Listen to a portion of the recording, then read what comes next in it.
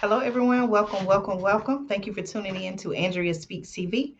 I'm your host, Andrea, and you all know I'm bringing you commentary you can use. So today is Saturday, December the 4th, and this is episode 65. I think that's right, episode 65. I want to say thank you all so much for your support. If you are tuning in for the first time, I want to say welcome. Thank you so much for tuning in. So, those of you who are my supporters, subscribers, you all know that I shared with you all in my very first video that the purpose of the channel was to be a source of news and information. You all know that the current times we're living in, there's so much information being pushed out to us, so much going on every day. One day is this, the next day is this, the next day after that is something totally different. And so, I'm building a community of people like you and I who are concerned about the times we're living in. We're seeking truth, transparency, and we're looking for real solutions. So, if you would like to be a part of that community, please make sure that you subscribe to the channel. Also, make sure you share this video with family, friends, people that you love and care about, and tell them, hey, tune in to Andrea Speaks TV right here on YouTube. So, how have you all been? Are you all, no matter where you live, are you all, this is the holiday season, and we know that many of us, myself included, we're out and about running errands and, just getting things prepared for the holidays. And it's just a busy time of year, right? So if you're tuning in live, as some of you all are, please say hello. Let me know that you're tuned in. And we're going to go ahead and get started. So, y'all, it's so much going on in the world. Tonight is going to be a combined episode. So, we're going to be talking about a couple of different topics. We're going to talk about lockdowns that have been going on in Germany. And you all know in my most recent video right here on the channel, I went live, I think, what was it, yesterday or the day before? And I was just sharing with you all about, some concerning incidents that were happening in Germany that I wanted to share with you all. And then, so I'm going to give you some details on that. I would like to know your thoughts as well. You all let me know if you're watching live. Are you able to hear me? Please let me know. I hope that my screen isn't freezing. Sometimes you all know how technology is and the internet connection. Can you all hear me and see me? Please let me know. Okay. Again, I want to welcome you all and thank you so much for tuning in. Again, if you are tuning in for the first time, welcome. My name is Andrea. I'm the host of Andrea Speaks TV, and I bring you commentary you can use. So, again, I want to say welcome, welcome. Thank you all so much. In the description box of this video, there are several helpful links. I have links for, if you need to get emergency food supply and survival needs. You all know I'm telling y'all, it's so much going on. A lot of people just don't know the things that are going on and things that are concerning, things that we need to prepare for. And, I have a website of emergency food supply and survival needs. These are things that I'm sharing, things that my family, we have. And so I want to share it with you. So check out the link in the description. Preparewithandrea.com is my website. You can go on the website, look and see some of the items that are on there and get what you need. So that's there. Also, if you would like to support the channel, you can purchase Andrea Speaks TV merchandise. The link is in the description below. Also, if you are on Instagram, be sure to follow me on Instagram at Andrea Speaks TV. Again, my Instagram is at Andrea Speaks TV. So we're going to get into tonight's episode, y'all. Make sure that you hit the thumbs up button, share this video, and subscribe to the channel. Okay. All right. Give me just a second, y'all. I'm going to give you some time. If you haven't subscribed already, make sure you subscribe. And then we're going to go ahead and get started. So I encourage you to invite someone to tune in. Tonight, we're going to have a good conversation. I have several topics to share with you and give you some details. I'm going to give you some time to hit the like button, subscribe, and also tell your family and friends, hey, Andrea is live. Tune in. So I'll be right back in a few seconds. I'm going to give you some time to subscribe, hit the like button, and share this video.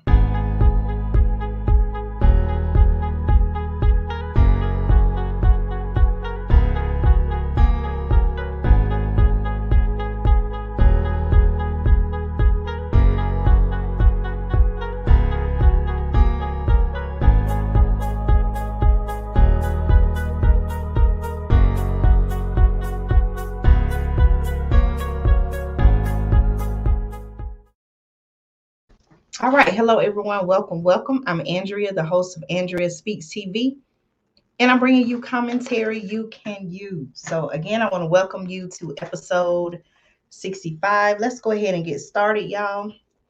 All right. I hope that you all can hear me and see me clearly. All right. So, we're going to go ahead and get into our first topic of tonight. Let me make sure my internet connection is good. Okay, I see. Hold on one second, y'all. Let's see. All right, so our first topic tonight, y'all, let's talk about what is happening in Germany. Now, for those of you who have been watching the videos, the content that I upload on the channel, you all know that recently I have spoken, I actually have maybe two, possibly three, I think two videos at least on the lockdowns in Austria. Now, I share with you all that in the country of Austria, which is in Europe, there people who chose not to get a certain thing. And what I mean by a certain thing, you all know what I'm talking about. People who chose not to get a certain thing, they were put on lockdown. And so they were told that, because for whatever reason they chose not to get the thing, they were told that, pretty much they could only go to essential places such as work, school, the grocery store. And meanwhile, the people who did choose to get the thing for whatever reason, they were free to go about their daily life. So that was going on in the country of Austria. And then as of recently, the entire country the entire country of Austria went into lockdown. And when that story first came out, I said, okay, that is something to be concerned about. We know what's been going on. We know what's going on in the news. And we know that a lot of times these countries, including the United States, they're working with other countries across the world. And so my concern was, well, hey, if that's happening in Austria, who's to say that other countries would not try to do that same thing or implement those same mandates? So, lo and behold, here we are. And there is a lockdown going on in Germany. So I want to talk to you all about what is going on with that. Okay, you all let me know. Can you hear me? Let me check something. I just want to make sure that I'm coming through clearly and that I am not and that it's not blurry. Hold on one second, y'all. Let me see.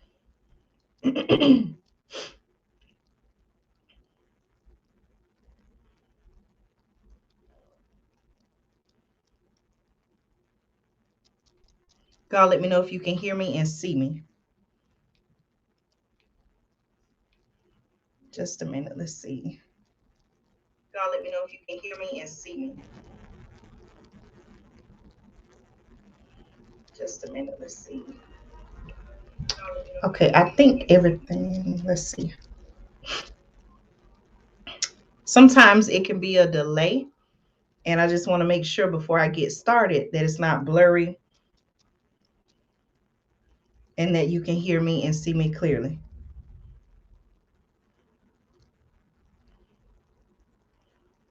Thank you all so much for your patience and support.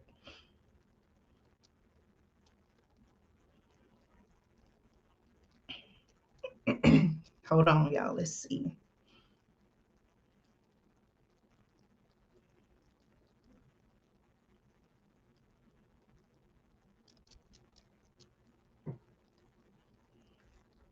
Bear with me, please.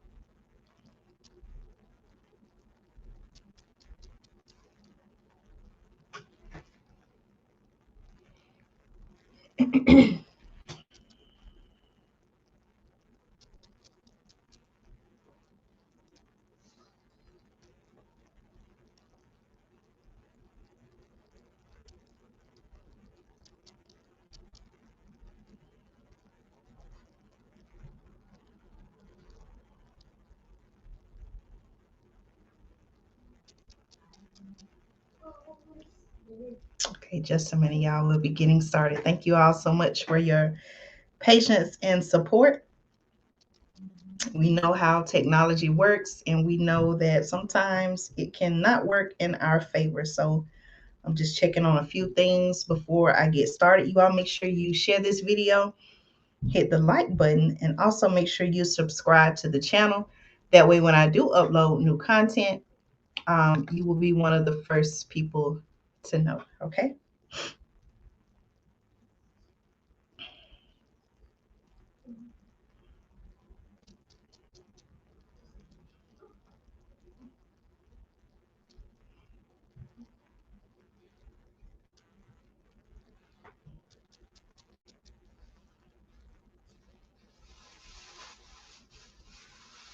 All right, let me do one more thing here. Thank you all again for your patience. We're going to be getting started shortly. I'm just trying to check on some technical difficulties. All right, let's see.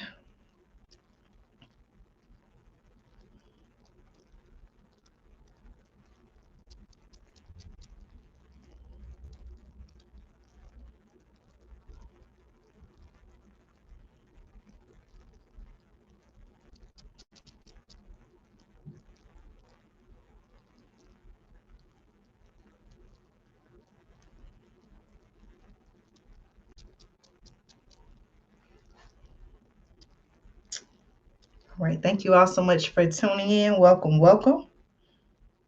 I'm just checking on a few things, a few technical difficulties, and then we'll get started. You all say hello. Let me know that you're tuning in.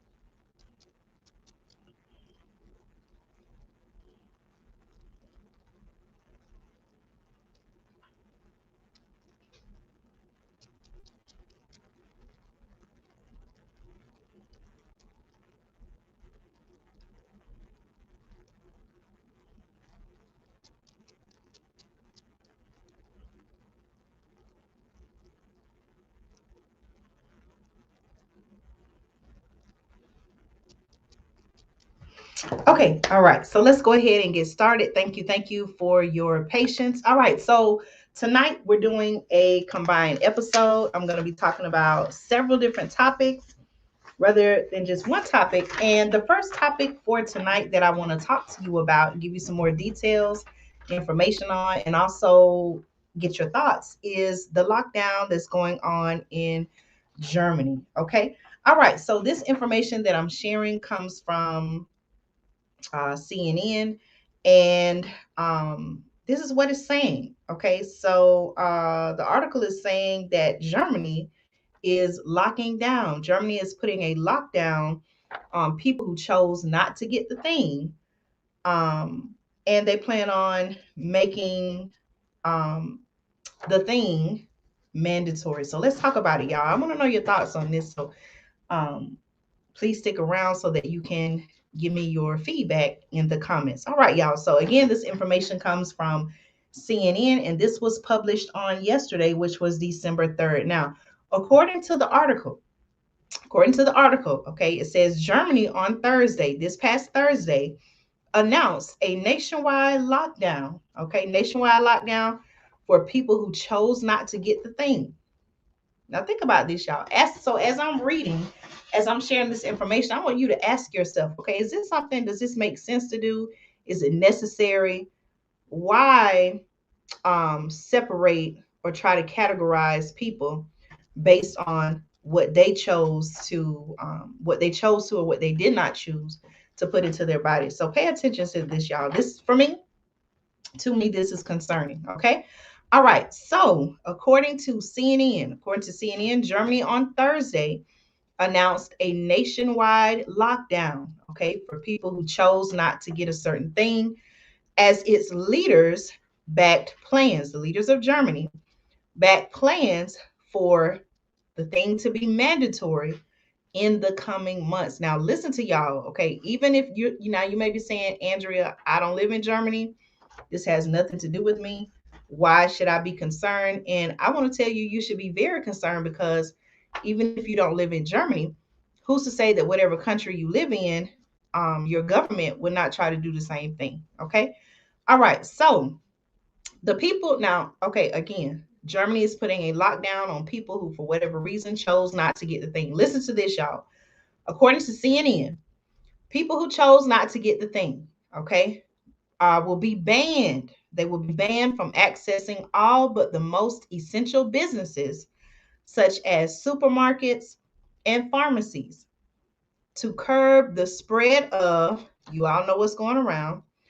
And that is according to the outgoing Chancellor Angela Merkel and her successor, Olaf Scholz. Now, if you look at the thumbnail for this video, I actually put a picture of the German chancellor, the chancellor of Germany, Angela Merkel, and her successor, Olaf Scholz. So, from my understanding, based on the short amount of research I did, she is going to be leaving office soon, and so we have someone else who has been chosen to take her place. So, if you're wondering, okay, Andrea, who are these two people that you have on the thumbnail of your video? That is actually the current German Chancellor Angela Merkel and her successor Olaf Scholz. Okay, again, y'all, if you're just tuning in, welcome. I am Andrea from Andrea Speaks TV. You all know I bring you commentary you can use. And so right now I am talking about the lockdowns in Germany, okay, for people who chose not to get a certain thing. Okay, so again, y'all, this is according to CNN. People who chose not to get a certain thing, okay, will be banned from accessing all but the most essential businesses, such as supermarkets and pharmacies. So they can go to supermarkets, they can go to pharmacies, to curb the spread of, you all know what's going around. Um, and that was announced during a press conference by the Chancellor Angela Merkel and her successor Olaf Scholz. Okay, following crisis talks with regional leaders. Okay, those who have recently recovered from, you know what, are not covered by the ban. Okay, you all let me know in the comments. Let me know your thoughts on this particular issue. Now, the pair also, listen to this, y'all. The pair also backed proposals for mandatory, you know what, which, if voted through the parliament, again, we're talking about the German parliament, could take effect from February. That's February 2022, which you all know is what, 2 months away?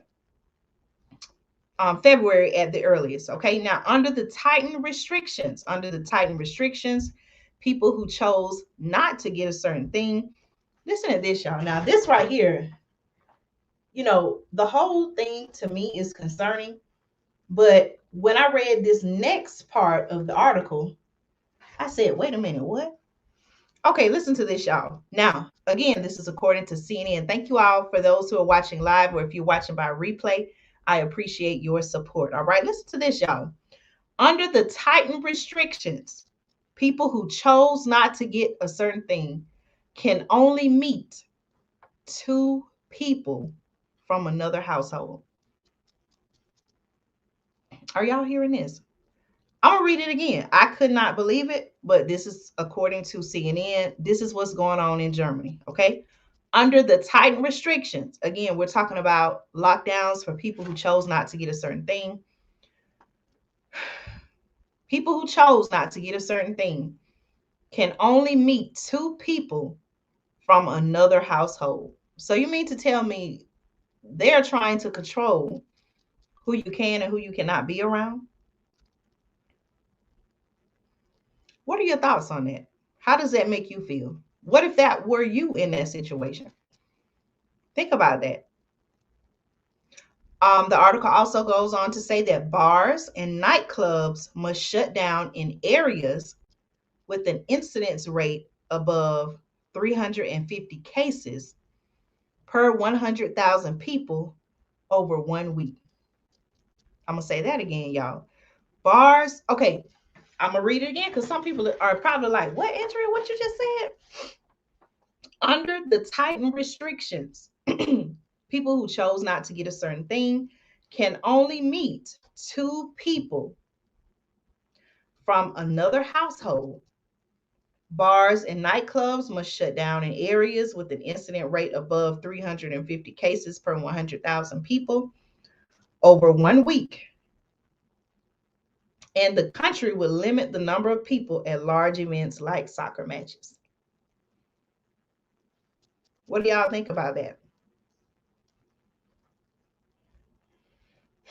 All right, now, the article does go on to say that the announcement comes as Germany battles a surge in cases. You all know what I'm talking about.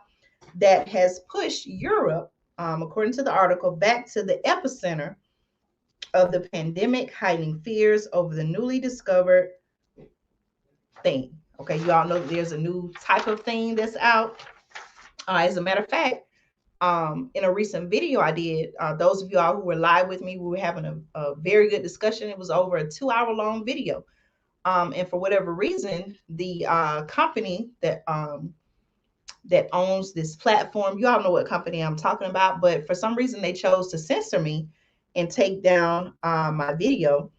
And in that video, I was talking about the most current type of thing that's out, and I was asking questions about it. And so I still have that video, but for some reason, and I share that with you all,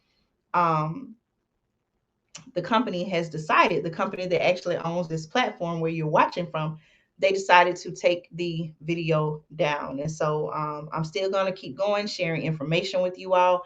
And I think that it's a very concerning thing when we're living in a time where people just like you and I, we have questions about what's going on. And when we are questioning the information that's being presented to us, for some reason, or for specific reasons, people are being censored. They're being told or accused of misinformation, things of that nature. And so here on this channel, you all know I share factual information.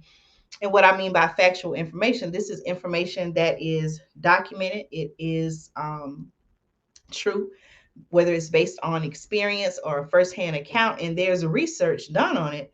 You can go and look it up and see that it's actually happening now or has happened. So again, if you're someone who is concerned about the times that we're living in, you're seeking truth, you're seeking information, real solutions, then make sure you subscribe to the channel so that you can stay informed and connected whenever I do upload new content. So you all let me know whether you're watching now live or by replay. You all let me know, how does this news make you feel about people in the country of Germany who, for whatever reason, they're being told that for whatever reason, they're being told that I'm sorry, not for whatever reason, but because they chose not to get a certain thing, they're being put on lockdown. How does that news make you feel? What are your thoughts on that? Okay. All right. So let me keep bringing you some information on that. All right. Here is a quote by the current German chancellor. Again, my information does come from CNN. And the quote says, "We have understood that the situation is very serious and that we want to take further measures in addition to those already taken." Okay, that's according to the German outgoing Chancellor Angela Merkel. And that is what she told reporters this past Thursday at the news conference. Okay, she also says that the fourth wave must be broken, and this has not yet been achieved, she added. Okay, now a nationwide mandate. Okay, a nationwide mandate. Thank you all so much for those who are tuned in now, or if you're watching by replay. We are here and we are talking about the lockdowns that are going on in Germany. So if you're just tuning in, guess what? You're still right on time. We're talking about lockdowns in Germany. So, again, you all know, those who have been keeping up with the channel, you're subscribed and you get notified when I do go live. You all know that I talked to you about what was going on in Austria, how people who chose not to get a certain thing were pretty much restricted in where they could and could not go. And so now I told you all, even in those videos, I said, you know what? Even excuse me, even though I don't live in the United States, maybe you do or do not, because Andrea Speaks TV is global. We have viewers in several countries around the world, and I appreciate your support. But I told you all, hey, we still need to pay attention to this, because who's to say that there are not other countries who would do the same thing? So now here we are, fast forward to today, and Germany has also implemented lockdown. So I want to give you all some more details on that as well. Let's see. Okay, so again, a nationwide. So if you're just tuning in, let me fill you in on some of the details. So people who chose not to get a certain thing in Germany, okay, they will be banned from accessing all but the most essential businesses, such as supermarkets and pharmacies, to curb the spread of you know what. Okay. Um, And it says, under tightened restrictions, listen to this, y'all. People who chose not to get a certain thing can only meet two people from another household. So again, they're trying to control who these people can and cannot be around, including family, friends, loved ones, people that they care about. What are your thoughts on that? Is that going too far? Is that necessary? Let me know your thoughts, okay? Right, right. So someone commented that, it's just um someone commented that it's crazy that the outgoing chancellor is putting all of these restrictions in place. And it seems that the incoming chancellor, her successor, who is named Olaf Scholz, both of them are in agreement. Both of them agree. It appears that both of them agree, based on my research, and according to the CNN article, it appears that they both agree on how this issue should be handled. Okay.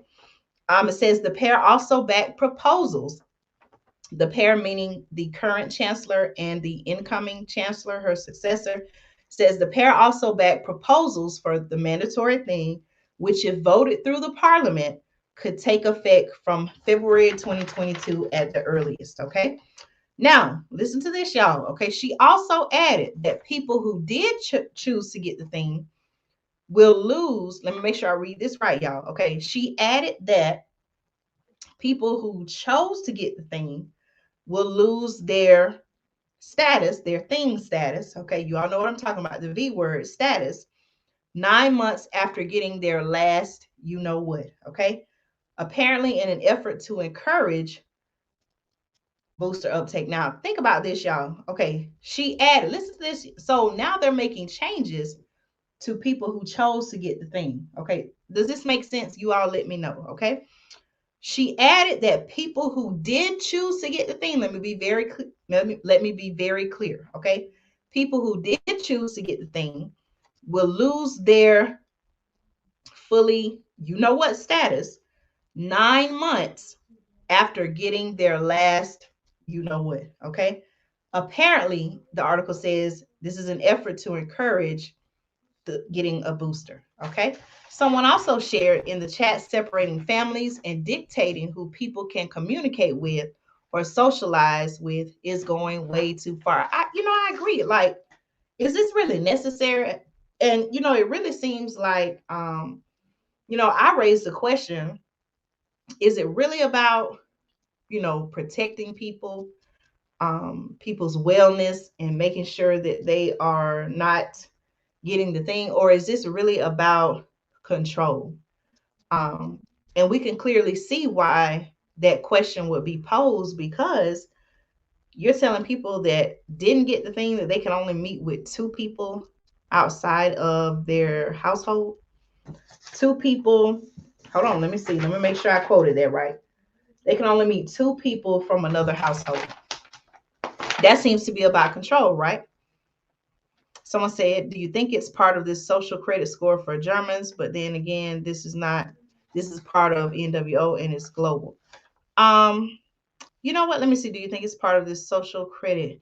What? That's the first time I've heard that term. Could you explain what you mean by social credit score? I haven't. This is my first time hearing that term, and so I want to make sure before I give you an answer, that I understand what you're saying. Part of the NWO New World Order, and it's global. It's something like I said. These countries, they talk to each other, and it's definitely something to be concerned about. Okay. Divide and conquer and control. Right, right. That's a question that we should ask. Um, I agree with that. Okay. All right. Thank you all so much for tuning in. Make sure that you are subscribed to the channel. That way, as I get new news and information, I can share with you all, and you can stay up to date and informed. Also, if you find this information helpful, if you say, you know what, Andrew, I had no idea this was going on, you're bringing up a good point. Thank you so much for sharing this information. Make sure you hit the like button, share this video, and make sure you subscribe to the channel. Okay, now let's talk about let me keep reading, y'all. Okay, now listen to what this article is saying. This is according to CNN. Okay, now if this is approved, okay, if this is approved, Germany's mandate, you all know what mandate, would follow in the footsteps of neighboring Austria. Okay, you all know right here on the channel, I brought you some news about Austria, right? Which the article says also plans to make the thing mandatory. It says for eligible adults from February. Okay, think about that, y'all. Now, here's some more news. I'm just learning this as well. Again, we talked about the fact that countries talk to each other, and so it says elsewhere. This is according to some information in a CNN article. It says elsewhere, Greece, okay, the country of Greece, announced that the thing would be mandatory for people aged over 60 from mid-January. Okay. Now listen to this, y'all. Those refusing to get the thing, this is in Greece, those who refuse to get the thing face €100, or in US dollars, it says that's about $113 fines for each passing month. Okay. That's what the government said this past Tuesday. Okay. So in Greece, they're saying that people over the age of 60 from mid-January is going to be mandatory for them to get the thing. And then those who refuse to get it would face €100, or in US dollars, $113 fines for each passing month. Now, I don't know about you, but it almost makes you want to ask the question, why do they want people to get this thing so bad? Have you all asked yourself that? Have you all thought about that? The fact that they're making it mandatory for certain age groups. And then the fact that if you choose not to get it for whatever reason, they're saying that, okay, well, if you don't, go along with what we want you to do, again, what seems to be like control, then they're saying that, okay, we're going to fine you. What are your thoughts on that? All right, let me share some comments. Someone said that's why China has such extensive surveillance on her citizens. Only certain people have access to certain things while others aren't. Okay, social credit system is part of the NWO to oppress and control others. Sounds a lot like what we hear going on now, right? To oppress and control others. And it's being implemented globally. Now is the time it's being rolled out. Wow. I'm telling you, it seems like countries are going to such extreme measures to promote and encourage and mandate people to get the thing. Um, and people have the choice. I feel like people should have the choice on, whether or not they want to get the thing. But to make it mandatory where they say, okay, you have to get it, I'm not in agreement with that. Okay. All right. Let's see. Okay, so we talked about Greece. Let's see. The article mentions several things. Okay.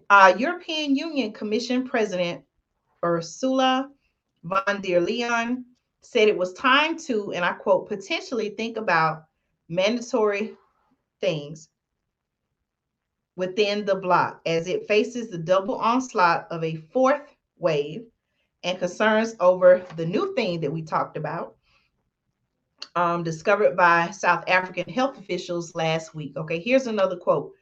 2 or 3 years ago, I quote, um, and this is what the European Union Commission said. Okay, 2 or 3 years ago, I would never have thought to witness what we see right now. Okay, that we have this horrible thing. We have the thing. Okay, we have this horrible pandemic. We have the thing, the V word, which she refers to as life saving, but is that something that has been proven? Um, and so that's what she's saying, but they are not being used adequately everywhere. Okay. Um, people have questions. I think people have the right to question what they choose or choose not to put in their bodies. Um, and then she is saying that how can we encourage and potentially think about making mandates within the European Union? This needs discussion. According to her, this needs a common approach, but it is a discussion I think has to be led. Okay, so again, it seems like um, this person, this European Union Commission, is for mandates and more. It seems like she is for more and more people getting the thing. Okay, you all let me know your thoughts on this topic. If you're just tuning in, welcome. I'm Andrea from Andrea Speaks TV, bringing you commentary you can use. And right now we are talking about lockdowns in Germany. Okay. According to CNN, Germany, much like Austria, it says, has one of the lowest rates, V rates. You all know what I'm talking about in Western Europe, with 68.4% and 65.6% of their populations who fully have the thing, respectively. Okay, that's according to the ECDC. Okay, let's see. Let me keep going. All right. And then the article also goes on to say that Germany continues to see a record-breaking number of cases, particularly in its eastern states. On Wednesday, the country recorded 446 um, people who lost their life due to the thing. Its highest number of daily deaths. I was trying to get the highest number of people who lost their life in 9 months. Okay, many hospitals, the article says, many hospitals are struggling to cope with the increasing number of intensive care patients. There could be around 6,000 patients with the thing in intensive care by Christmas, regardless of any measures implemented by Germany's leaders. The country's interdisciplinary association for intensive care and emergency, DIVI, in parentheses, it says, warned Wednesday. Okay. All right. So, in the comments, someone shared, my opinion is that when the UN is weighing it on this option, I'm sorry, I read that completely wrong. I apologize. My opinion, this is what someone shared. My opinion is that when the UN is weighing in on this topic, it's a major red flag and problem. I'm telling you, I agree. Do you think more and more countries are going to buy into this idea of making it mandatory and locking down people who chose, for whatever reason, not to get the thing? You all let me know your thoughts. Thank you all so much for tuning in. Again, I appreciate your support. This is a platform where, again, we are concerned about the times we're living in. We want to share information. You all know there are so many distractions out there that sometimes it's just hard and difficult to know what's really going on, to find out information. And so this is what this channel is all about. This is a place, a platform where people like you and I can keep each other informed. We can have meaningful, respectful discussions. And, some of us, sometimes we have differences of opinions, and that's okay. Everyone is entitled to their opinion. But this is a place where we respect each other, we share information, and we want to help each other know what's going on so that we all can make a plan to protect ourselves, our families, our loved ones, and sustain through the times that we are currently living in. Okay.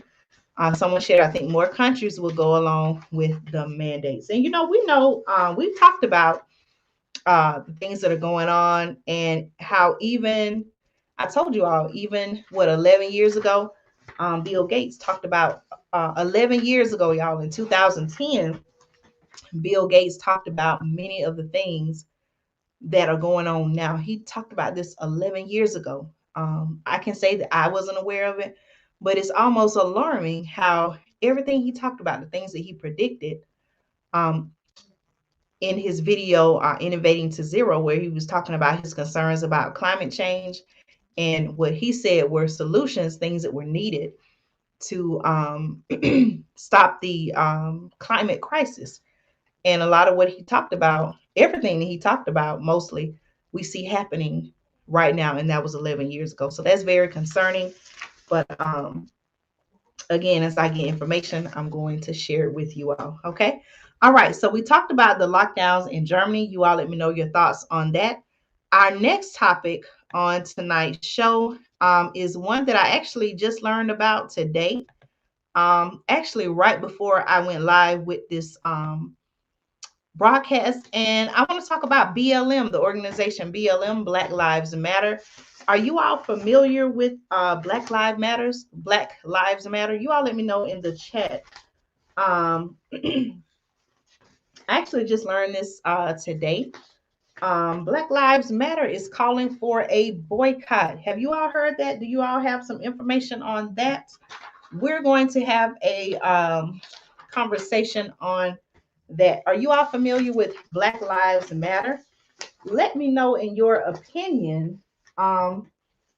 What type of organization do you see Black Lives Matter as? What are your thoughts and your opinion on Black Lives Matter? I want to bring you some information on that. So Black Lives Matter is calling for a boycott. Now, I was telling my husband about this earlier, and we were just like, what? Like, what's going on with this? So let's talk about this, y'all. Okay. I'm actually going to share my screen with you, and we're going to have a conversation about this. We're going to talk about exactly what's going on. Is this a good idea? And what's really, my question is, um, what's really behind this? So let me share my screen with you, and it may take just a minute to load. Give me just a minute, y'all. Okay, someone shared, yes, they have heard of Black Lives Matter. Let's talk about it.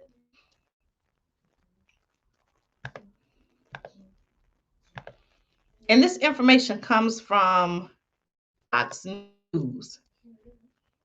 I believe that's the source. Yes, Fox Business. Okay.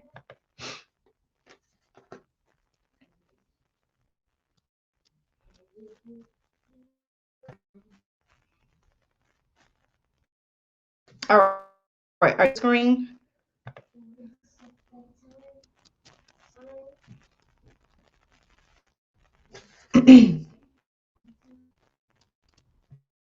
Okay, hold on. I'm gonna have to scroll down. Okay. Okay, let's see. Just a minute, y'all. Okay, now, this article, do y'all see what's on the screen? There's a picture, but it may be loading slowly. Okay. So I may have to well, it's okay. You all see the headline.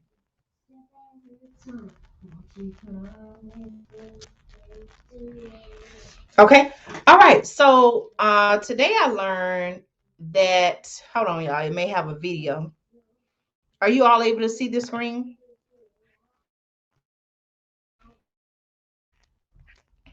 Okay, it does have a video. Let me see if I can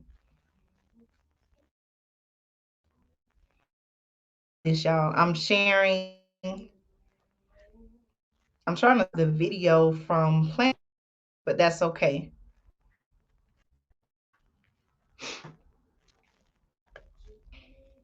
I mainly just want you all to see the headline, okay?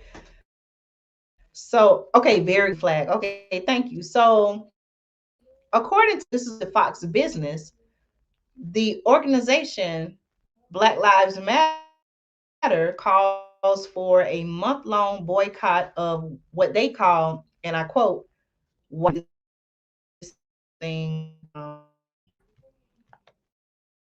want you to take a look at this live. The Utah chapter Black Lives Matter posted a picture of Okay, hold on just a minute. I'm trying to stop it. You are. I'm just trying to see this flag. We know the person flying around. When we see this. Okay, hold on, y'all. Bear with me.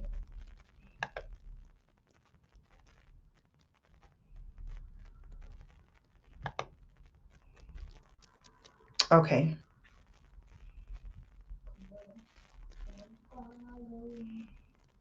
Okay, all right. So let me give y'all some information on this. So the organization Black Lives Matter is calling for a boycott. Let me see. I want to go back to the headline so you all can see it.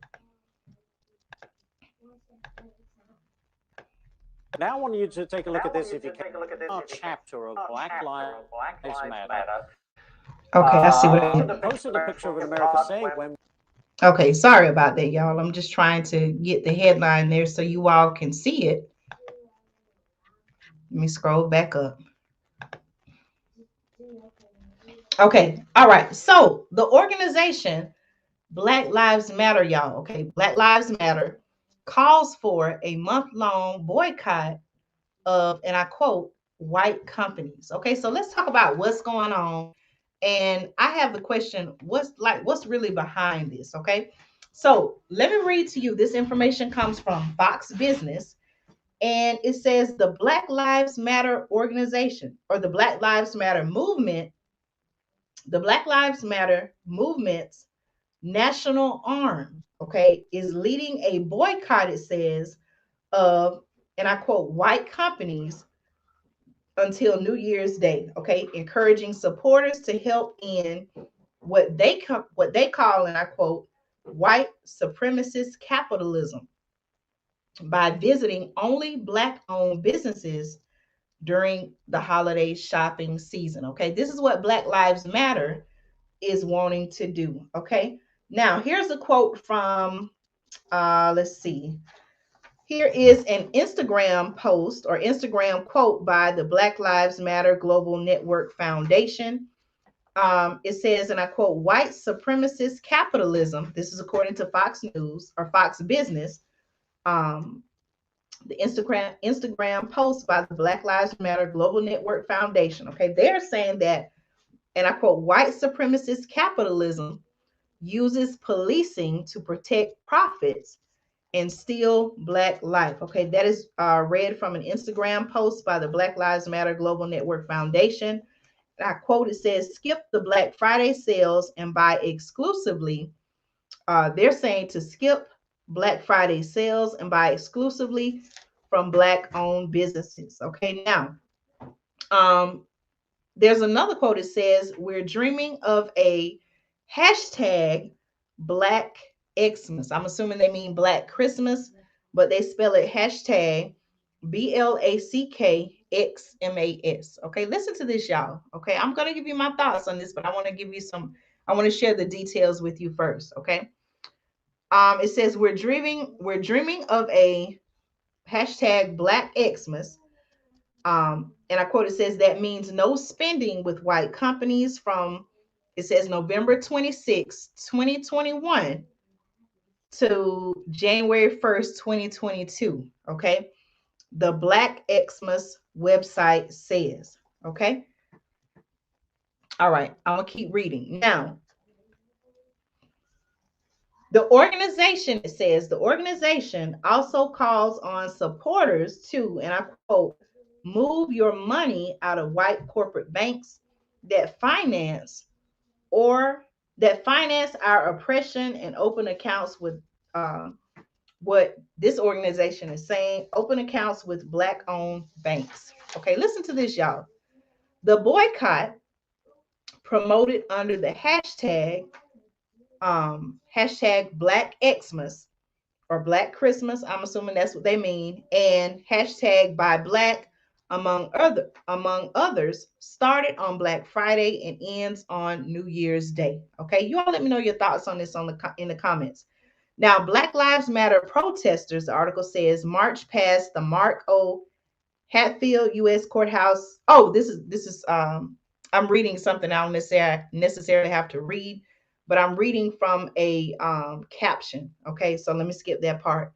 Now, this is a quote by someone named Jan Williams. So, according to Jan Williams, this person was quoted as saying, as a BLMLA organizer. Okay, Jan Williams reminds us, and I quote, it says, capitalism doesn't love Black people. This is according to a blog post. Okay. I'm not saying these are not my thoughts. Okay. I'm just reading the information that's given. I'm going to give my opinion. Okay. And this was done last week announcing the event. Okay. There's a quote that says, in fact, white supremacist capitalism, it says, according to the article, this blog post invented policing, initializing as it says chattel, I believe slavery era patty rollers, it says. I'm not exactly sure what that is, in order to protect its interests and put targets on the backs of Black people. Okay. Now, here's another quote. It says, Black Xmas or Black Christmas. Um, why do they put the X there? What is the point of that? Instead of just saying Christmas, they put Xmas. What is the point of that? Okay. Black Christmas challenges us to shake off the chains, it says, of consumerism and step fully into our own collective power to build new traditions. This is according to the article, and run an offense as well as a defense. The post continues. Okay. It also says, again, these are not my words. I'm reading from the article.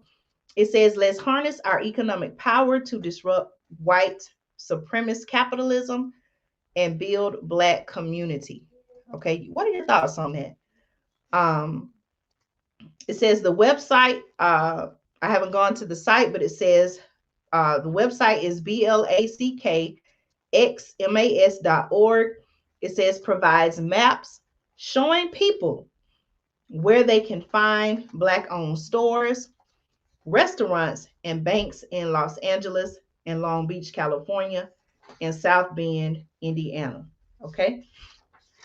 All right. So again, let's talk about this now. Several of you all told me that you were familiar with the organization Black Lives Matter. I personally feel like Black Lives Matter, we know, or if you don't know, Black Lives Matter, that term, which later became an organization, from my understanding, was built off of Black life or the loss of Black life. And I have questions myself about the organization Black Lives Matter. Who is really behind the organization? Who funds the organization? Now, based on my research, um, I've learned that this organization Black Lives Matter has raised millions of dollars off of Black life, the loss of Black life, and I haven't seen any real solutions coming from this group. Any real to me, it doesn't appear that there is any real work being done to really advance or help the Black community. if you do some research, we've seen the stories of Black men, Black women who have unfortunately lost their life. We've seen, or I have seen in the news, you can do your research on this, but the families of um, the victims, they have called out Black Lives Matter and saying, hey, all this money has been raised in the name of my loved one who, not my loved one, but I'm speaking for the families. I'm just saying that, these families have said, hey, you raised all of this money for this person, someone that they love, whether it was their son, their daughter. And, I don't know if the organization actually gave the family money or gave them something to help them. So, what has Black Lives Matter done with all these millions of dollars? Now, if I hope I'm not incorrect, but if I remember correctly, Black Lives Matter, I think, it raised over $90 million. I hope I have my figure correct. But they have raised so many millions of dollars. Well, how much of that has the family of these victims gotten? This money was donated. From my understanding, this money was donated. It was raised, um, in the wake of these people losing their life. But what is that money being spent on? I have a lot of questions about Black Lives Matter, who is behind the organization.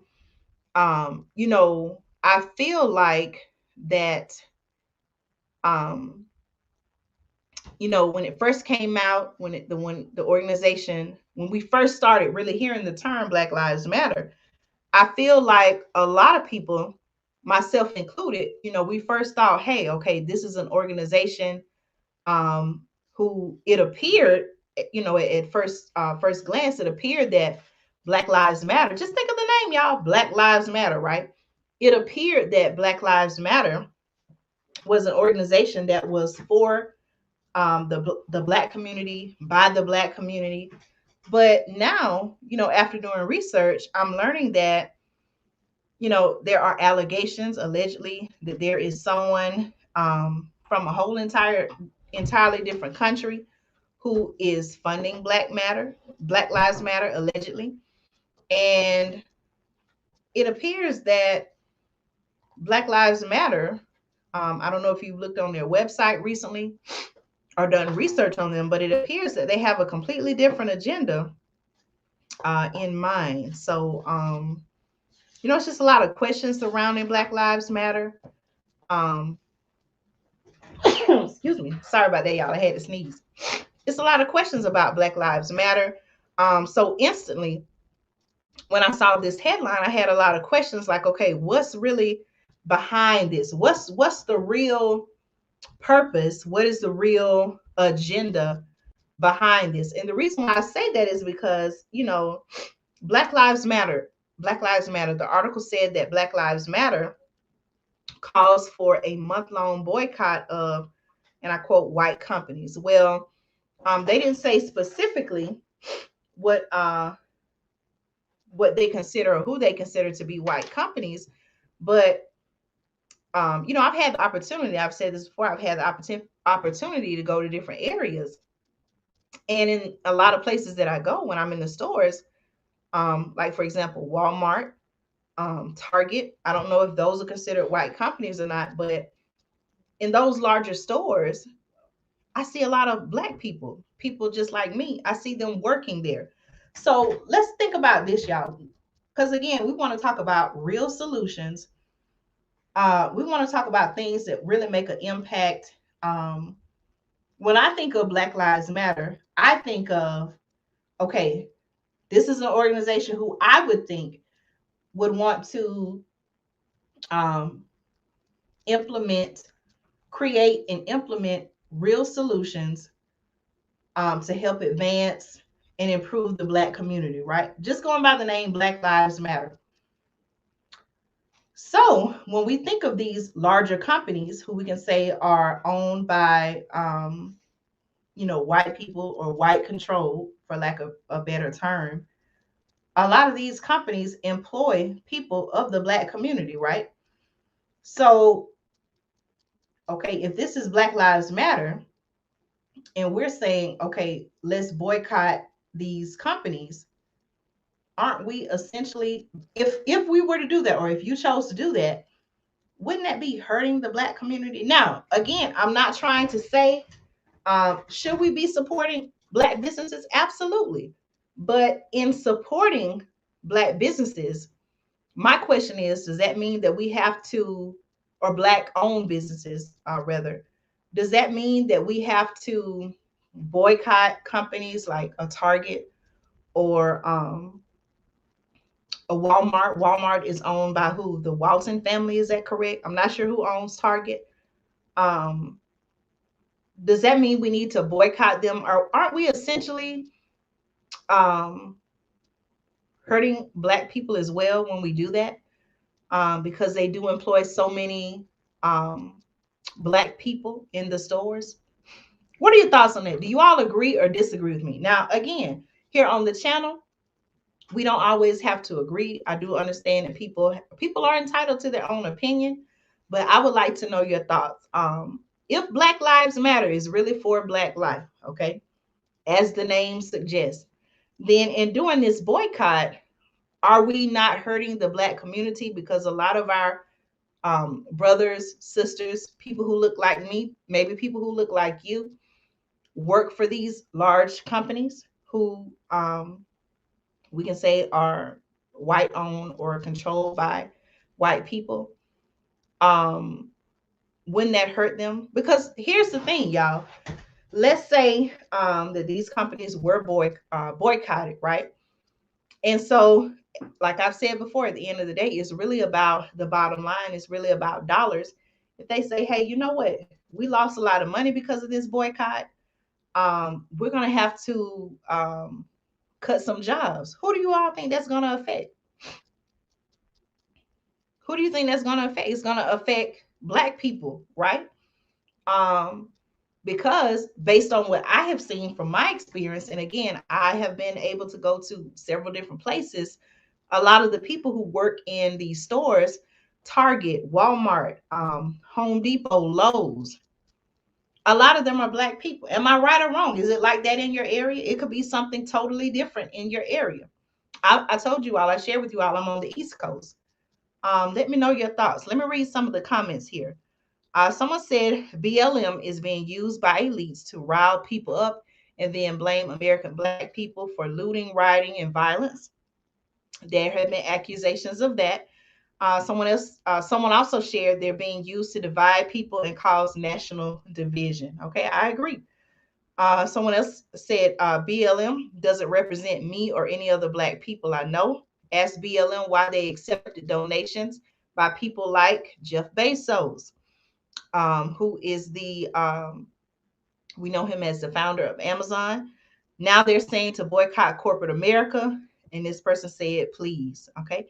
Also, this person shared a while ago, BLM pulled the statement that they were a Marxist organization from their website. Wow, I didn't know that. It's just very concerning.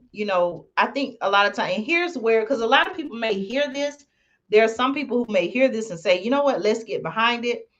Some people may say, yes, that's what we need to do. But people don't stop and think and say, hey, if we boycott this store, um, are we not hurting the Black community? You know, um, like I've said, from what I have seen firsthand, okay, stores like Walmart, stores like Target. Now, again, they didn't give specific stores, but I'm just giving examples. I told you all Walmart, if they still are, Walmart was owned by who? It's owned by who? The Walton family, right? And so a lot of Black people, there are other people, but again, Black Lives Matter, we're thinking, okay, they want to help advance Black people, right? That's what the name suggests. But in them calling for a boycott, people may not think that this could have a negative effect on the Black community. So you all let me know your thoughts. Is this something that Black Lives Matter should even be advocating?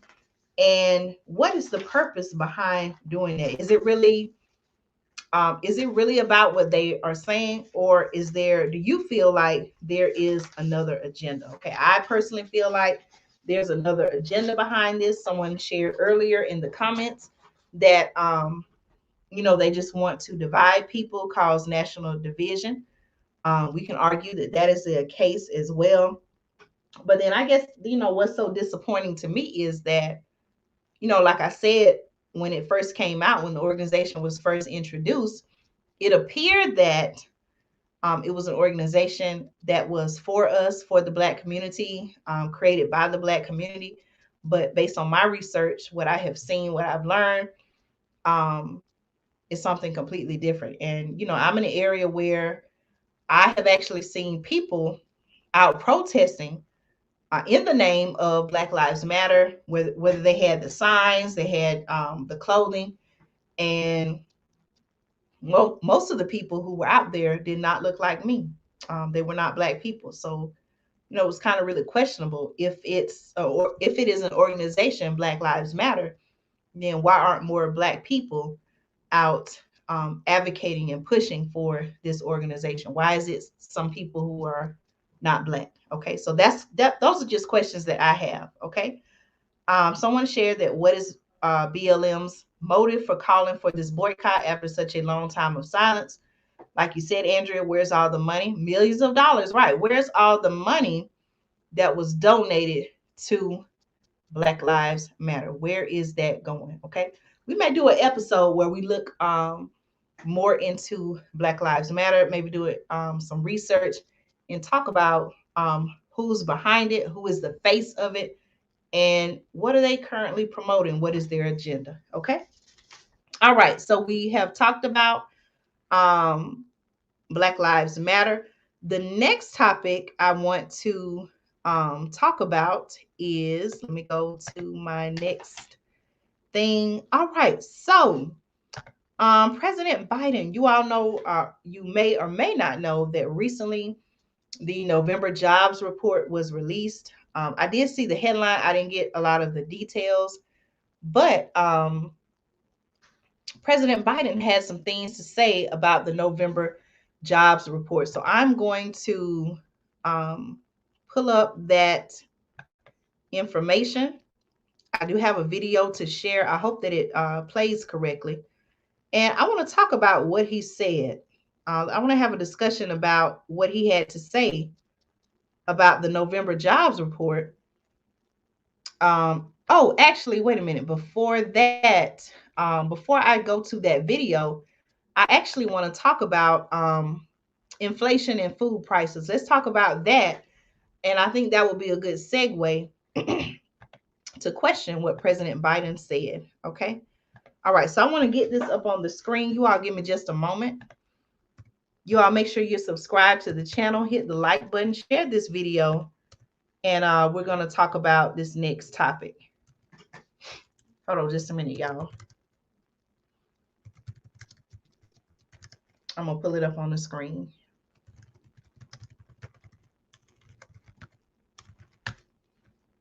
All right. I don't know if you all can hear me typing or not, but I'm trying to pull up the information here.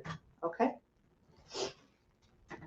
Thank you all to those who are tuning in, watching now live, or if you're watching by replay. I appreciate you so much. So let me actually change this. The next topic, so I want to talk about inflation and food prices. Okay.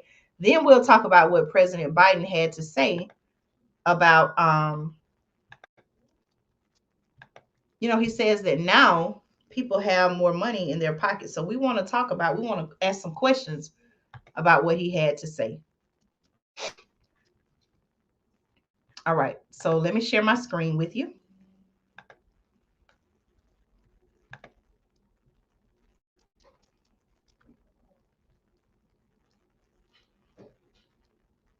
Okay. All right. Welcome, welcome. Okay. Someone shared less than expected job creation demonstrates weak growth. Okay. Lower unemployment is due to benefits expiring and inflation rising. Careful for Q1 2022. Thank you for sharing that information. I need to go back and do some more research on the jobs report. But I want you all to see this. I'm going to share my screen. And I came across this article. This comes from CNBC. And I definitely felt like it's something that we all can relate to. And I want to share this with you. Okay. Are you all enjoying tonight's episode so far? I'm just glad to be able to come and share the information with you all. Okay.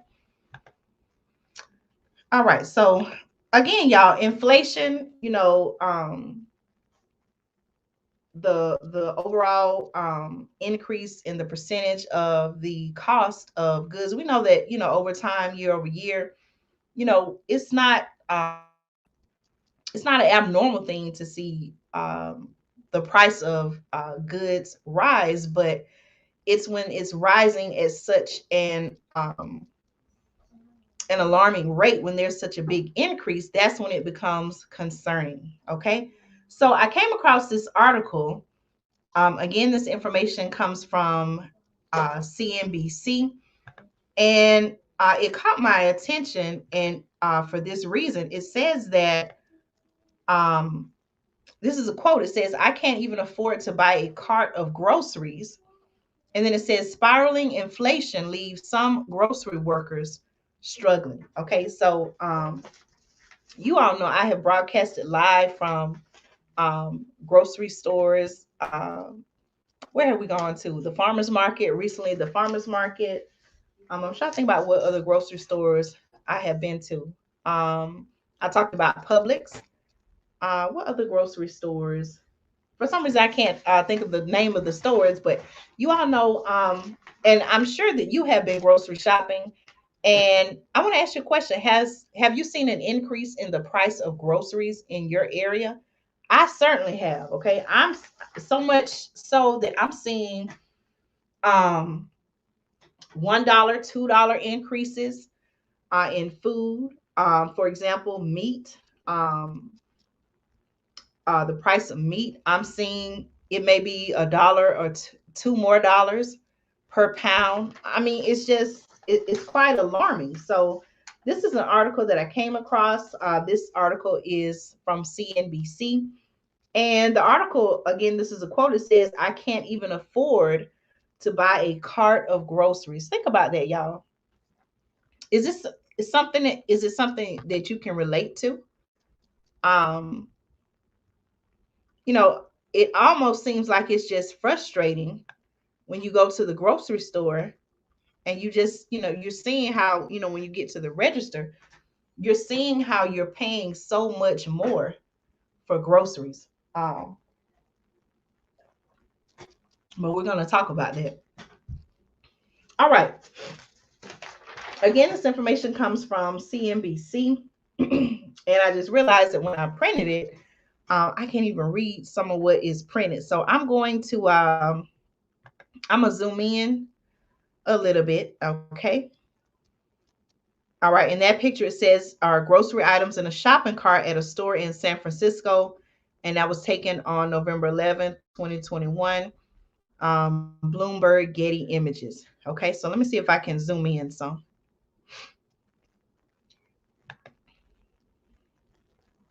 Okay. Hopefully you all can see. Yes, prices have definitely increased. I'm talking about from the cost of lemons per pound to how much you're paying. And it's not only food, y'all. I'm talking about the cost of tissue, paper towels, detergent, common household items, food, um, in some cases, water. Okay, remember, there's still water shortages going on as well. So, again, it's really about supply and demand.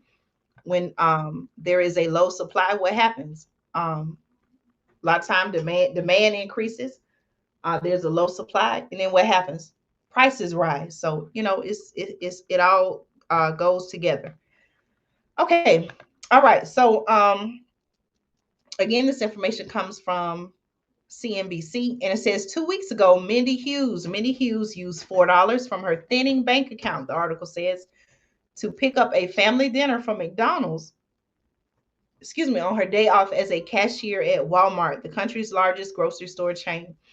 The article says after 12 years with the company, Hughes makes $12.85 an hour as a full-time employee, which leaves about $200 every 2 weeks after monthly rent and utilities to cover essentials and food for herself and her 3 kids. Okay.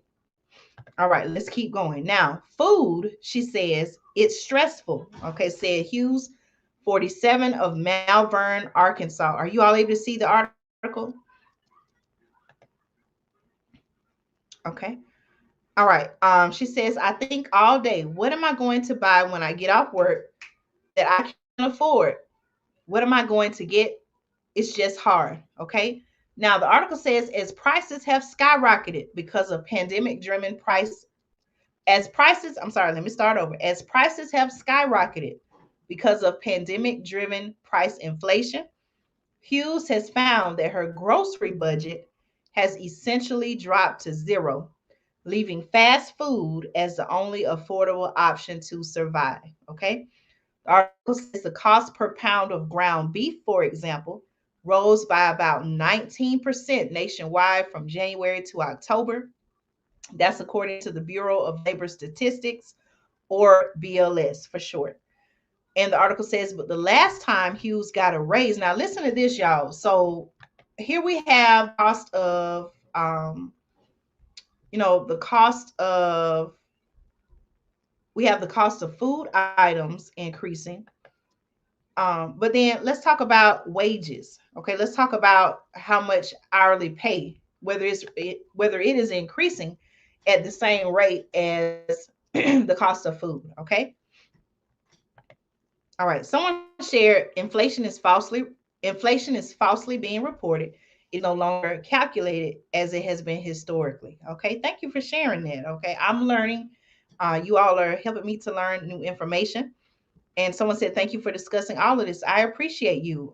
Thank you all for sharing information, contributing to the channel. Okay. And if you're not subscribed, make sure you are subscribed to the channel so that when I do upload new content or share information, you can stay connected and informed. Okay.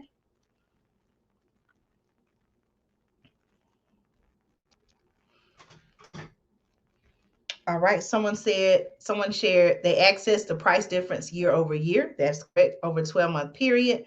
They removed the top 37 and lower 26 and then average out the remaining figures. Wow. This is to cover up true inflation. Wow. And I have asked the question before on the channel, we're seeking transparency, but we don't always get that. We don't always seem to get that.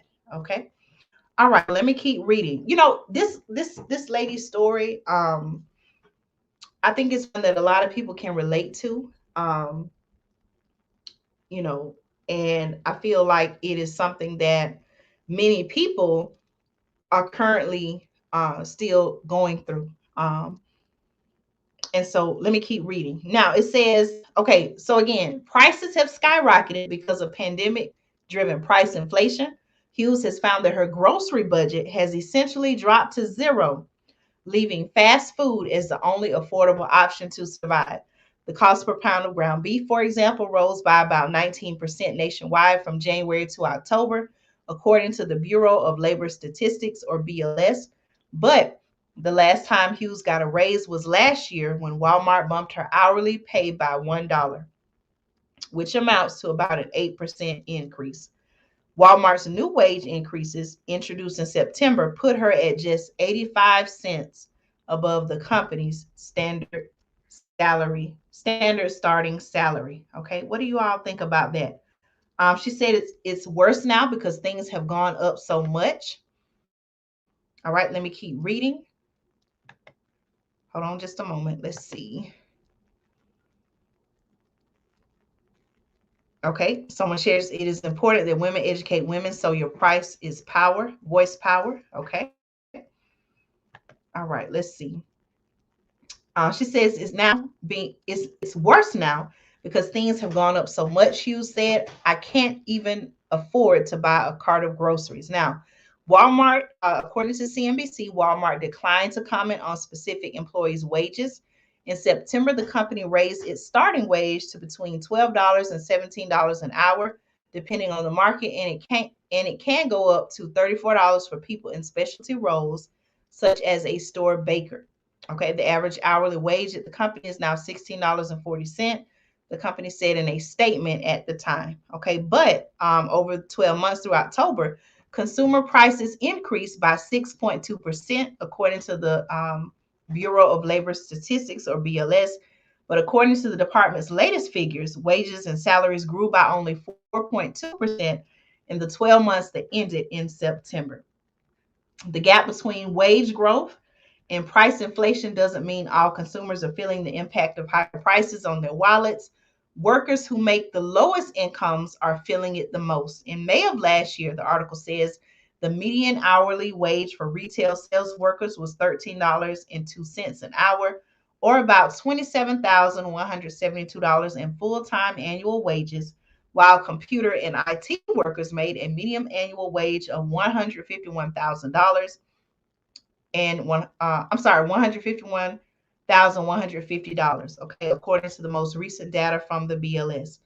Now, the main takeaway, here's a quote: the main takeaway for the hospitality and retail industries is that real wages are not keeping up with inflation, and these jobs are barely treading water. Okay, so that's what I want to talk about, y'all. So, and you all let me know your thoughts on this as well. So, again, we're seeing prices just, increasing, just in an alarming way, right? We see prices increasing. We have seen wages in some companies increase. You all know that, they're due to the pandemic. Um, it has been said, or it was said that, maybe even now still is being said, that there is a labor shortage. And so, as an incentive to get people to return to work, a lot of companies were increasing the hourly pay, also offering incentives, bonuses to attract and retain workers. But according to the article, according to CNBC, um, real wages are just not keeping up with inflation. And so it's making it more challenging for people such as the lady mentioned here in the article. It's making it more difficult for people to keep up with. And, in her case, she's saying that she can't even buy, it's difficult to buy the groceries after all of the bills are paid, expenses, very little is left to buy groceries. And so this particular lady, she, according to the article, she's raising 3 children. And I know, I know, as being a parent, as being a mother, I know how expensive it can be to feed, your child. And so, I can only imagine with 3, um, how, what the challenges would be. And so, this is something that is concerning. Um, the article does say the pandemic highlighted an economic divide between people who can work from home and those who can't. Those who couldn't work from home, which, for example, it says were retail workers, bus drivers, delivery workers, were more likely to catch the thing and less likely to have savings or benefits to support them. Okay, if they became sick, they were more likely to lose income. And it says, meanwhile, the grocery industry had a record sales year as people hunkered down at home to avoid the thing. The industry traditionally grows by 1% to 2% a year, but the North American grocery industry grew by a whopping 12% last year. It talks about Kroger having $135 billion in sales. Costco sales grew by 9%. Walmart's food sales grew by 3.6%. In the third quarter of this year alone, the strongest quarterly growth in 6 quarters. Okay. Let's see.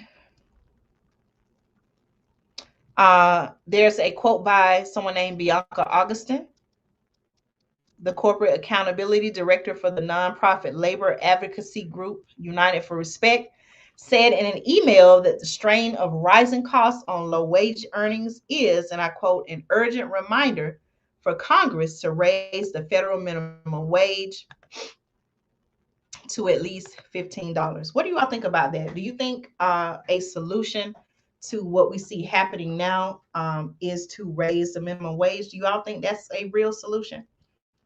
What are your thoughts on that? Raising the minimum wage to 15. What is for some? I'm gonna actually pull up. What is the current minimum wage? Someone said, "Do you think the ways will assist inflation?"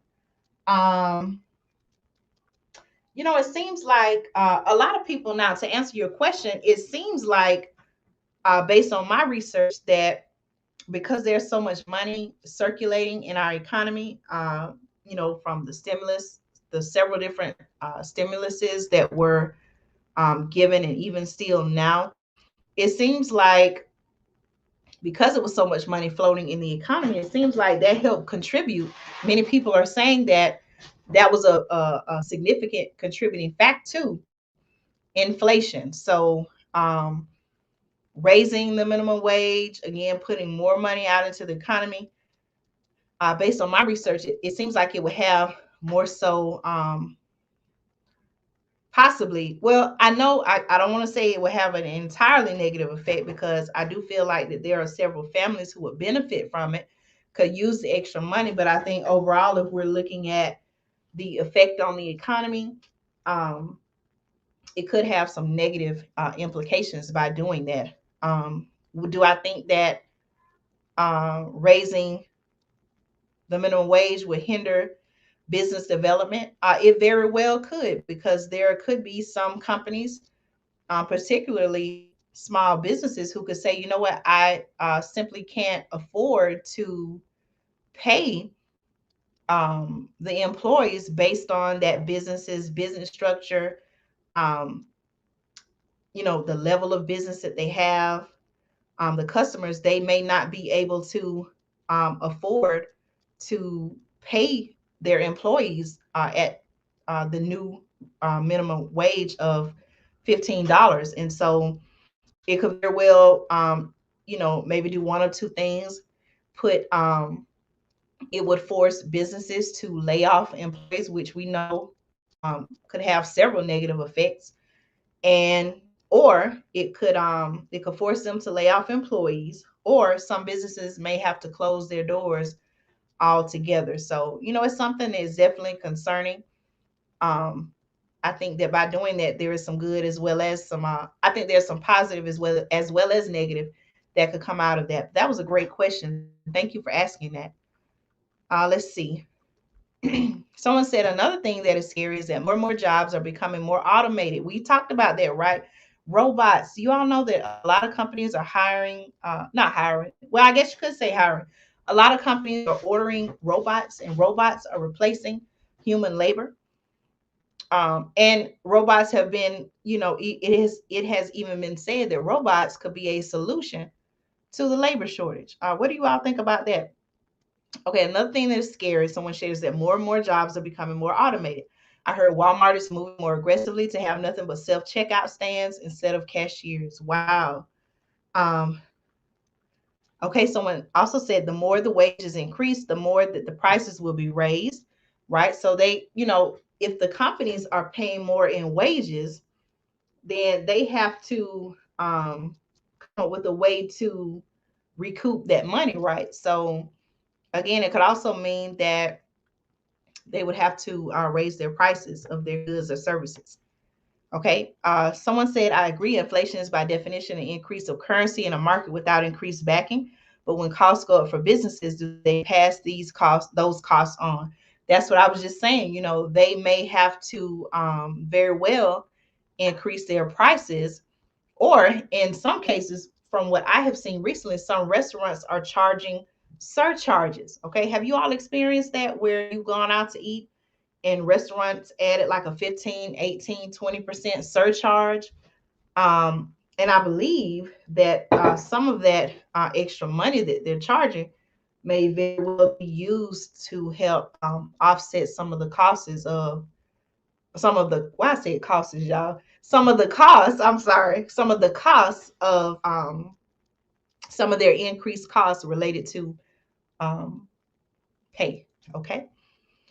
Someone shared the American dollar is being devalued at a faster rate than ever before. I agree that's something else that's not being discussed. You're absolutely right. Someone else shared all corporate inversion is a threat when costs rise significantly higher than wages in America. Corporations do better to relocate. Could you explain the term corporate inversion? I've never heard of that. That's my first time. I would like to know more about that. Could you provide more insight into that? Thank you all so much for sharing. Like I said, this is a platform where we can learn. And so that's a new term. I've never heard of corporate inversion. What? Tell me exactly what that means. Okay. Thank you for sharing that. All right, y'all. And then I won't read the entire article, but I do want to point this out. The article, again, this is from MB, and it says, hold on one second, y'all. Okay. All right. So it says there has been a wave of calls to raise the federal minimum wage as the grueling pandemic has thrown grocery workers like Hughes onto the front lines of the thing and driven political animosity. Okay. Wow. I haven't heard it expressed like that. Political animosity towards safety protocols like masks in response to the added work in response to the added work risk of contracting the thing. Some retailers temporarily enhanced their sick leave benefits and rolled out hazard pay for frontline workers a few months into the pandemic. Okay. However, by June, it says companies like Albertsons, Kroger, and Fred Meyer were some of the grocers that ended their bonus pay for workers through the pandemic. So this is definitely cause for concern. Um, we're living in a time where you all have seen this. There have been reports that our government is going to pay immigrants who came here illegally payments of $450,000. Have you all heard about that? Yet, people who were born here or from here who work here, very much like the lady who was referenced in the article, they're struggling to pay for groceries. Even if I know in the area where I am, there are several homeless people who are living on the street. And, you know, we're not taking care of our own. Not to mention the fact that, you know, um, Black Americans who were descendants of slaves have still not been paid reparations. So, there are a lot of questions to be asked about this. People who are here from the country, paying taxes, living here, working here, are struggling to make ends meet. But then there are people who are not from here, come here illegally. Our government is willingly, or let me say, the government is willing or in talks to give them $450,000 payments when we have people here. Black Americans who were descendants of slaves have not been paid reparations. We have veterans who have, you know, given their time, dedicated their time, their service to the country, and, are not getting seen about or not being seen about, taken care of like they should. And so all of this is just very concerning. And again, I think these are conversations that need to be had, real solutions that need to be delivered. And I definitely feel like in the case, and I have a video on the channel where I talked about reparations for Black Americans who were descendants of slaves. You all can check it out right here on the channel. That's something that is due. Um, that's something that is due in this country. So I don't know where the talks are now. I know at one time, several times in the past, there have been talks to do that, but it seems like it just keeps getting pushed back and back. Okay. I'm just reading the comments. Someone said if I commit a crime and separate for my children and stay responsible for them, I don't get money because I was incarcerated. Okay. And that's another thing we could talk about how um, you know, even in the past, there were rules. The 94 crime bill, for example, we know that Our current president was a part of that, and um, was a part of that getting passed. And we know that for the Black community, that had a very much a negative impact, especially when it comes to our Black men, our Black fathers being separated from their families for different reasons. And so, again, a lot of questions, a lot of discussions can be had on that topic. Um, it's very concerning. Okay. All right. Let's see. All right. So, we just talked about inflation and food prices. That was our next topic. So now I want to segue into something that our current president had to say about the November jobs report. So I just shared with you all information about a real story, a real person struggling to make ends meet, struggling to to purchase groceries for her and her family. But for some reason, and we're going to listen to it together, President Biden is saying that, and you'll hear him say this, he's saying that Americans have more money now than they did last year. So we're going to hear his words. We're going to hear what he has to say. And then we're going to have a discussion on whether or not that is true. Okay. All right. Let's see. All right. Thank you all so much for sharing. Someone says, as for reparations for American Blacks is concerned, President Obama opposed it. President Biden is against it. And in an interview with Vice President Harris, said she, okay, hold on, wait. Let me start over, okay? I want to make sure I read it correctly. Someone shared, as far as reparations for American Blacks is concerned, President Obama opposed it. President Biden is against it. And in an interview, VP Harris said she wouldn't support a policy specifically for Blacks. I know exactly what interview you're talking about. That is something she said. And I'm like, wow, why would she say that when I know she campaigned so hard, um, for the black vote? She had a whole and there was a whole what I want to call it, like a whole movement behind her being elected the first Black female vice president. Chucks and Pearls, I believe that's what it was called. You all remember that? And so for her to, what I feel like, use the fact that I believe her father is Black, if I'm not mistaken. For her to use that as a point to gain the Black vote. um I just feel like for her to say that is like, why would you say that? When I would think that a large part of you getting elected, you know, came from the Black community. Why would you say that? All right, let's keep going, y'all. So let's talk about what President Biden had to say. I'm going to share a video with you. Give me just a moment. Let me get it. I'm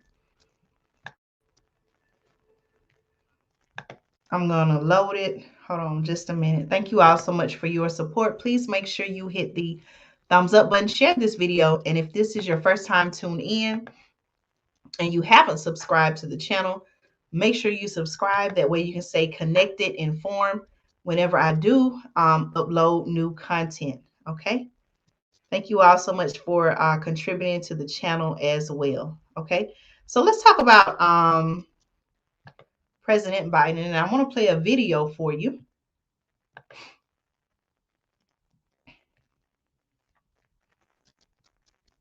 All right, hold on just a moment, y'all.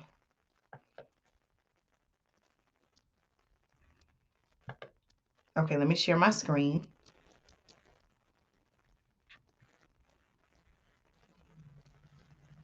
Okay, let me read your comments. Okay. All right. Someone shared, I think reparations will be in the form of grants for home ownership, education. Oh, hold on, it moved. Hold on just a moment. I think reparations will be in the form of grants for home ownership, education, and UBI. What's UBI? It won't actually be anything. Yeah, and they appealed the promise of indefinite funding for traditionally Black colleges. That's true. From my understanding, President Trump, now this is based on my research, this is how I understood it. Every year, it was said that the historically Black colleges would have to, I guess, maybe go before Congress or some part of the government, some branch of the government, and get funding year after year. But I learned that President Trump actually put it in place where they wouldn't have to come every year, that it was something like what was referenced, it would be indefinite funding. But now with our current administration, I don't know if that's still in place or not.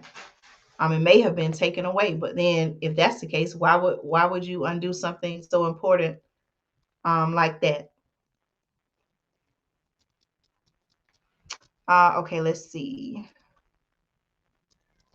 Someone said it won't be specifically for African. I'm sorry, it won't be specifically for American Blacks. They'll say they have to open up for everyone because it's discrimination. Okay. Let's see. Those who had to apply, there may be a type of those that apply every year, and then Trump bankrolled them without them having to apply anymore. This administration repealed that. Okay, that's what you were saying.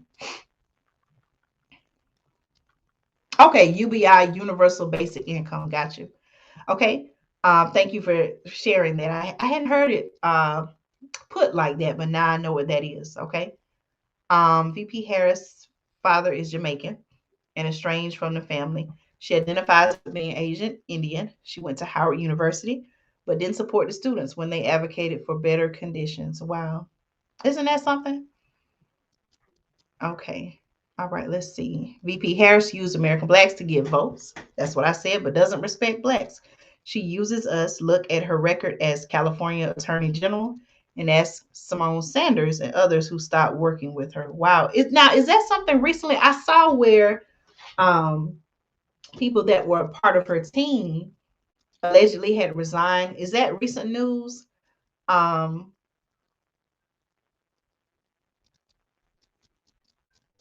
okay. Okay. Also, her record as California Attorney General. I think I had done some research on that as well, and I saw where there were going back to the '94 crime bill, and the huge negative effect it had on Black families, Black men, Black fathers, men being um, incarcerated for long periods of time for, I believe, non-violent crimes. If I'm correct, please correct me if I'm wrong.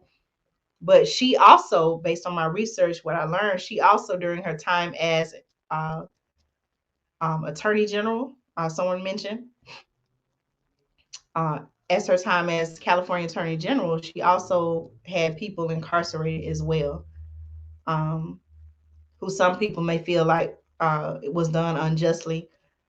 Let's see. Okay, you all are really sharing some information. Thank you. I'm learning some new things as you all share. Okay. All right. So I want to talk about President Biden and what he had to say about the November jobs report and the impact that has on most families. So I'm trying to get past this ad. You all know how the ads are. Okay. So I'm going to share this video. Give me just a minute here. Okay, share video file. Uh-oh, hold on. All right, I'm going to share my screen with you. I'm also going to share the audio so you can hear it. Now, this information is for educational purposes only. I'm going to say that. All right, so let me know. I'm going to play a little bit of the video. You all let me know if you can hear it, okay? So this is a recent, President Biden gave this, he spoke at a press conference recently. I believe it was just this past week, just this week rather. And here's what he had to say. Now, this information comes from Bloomberg, and the title of the article says Biden says most families have more money in their pockets. So let's talk about, let's listen to what he had to say, and then we'll have a discussion about whether or not we think this is really true. Okay. All right. Let me know. I'm just going to play a little bit of the video. You all let me know if you can hear it. Okay. All right. Here we go. Our economy is markedly stronger than it was a year ago. And today, the incredible news is that our unemployment rate has fallen to 4.2%.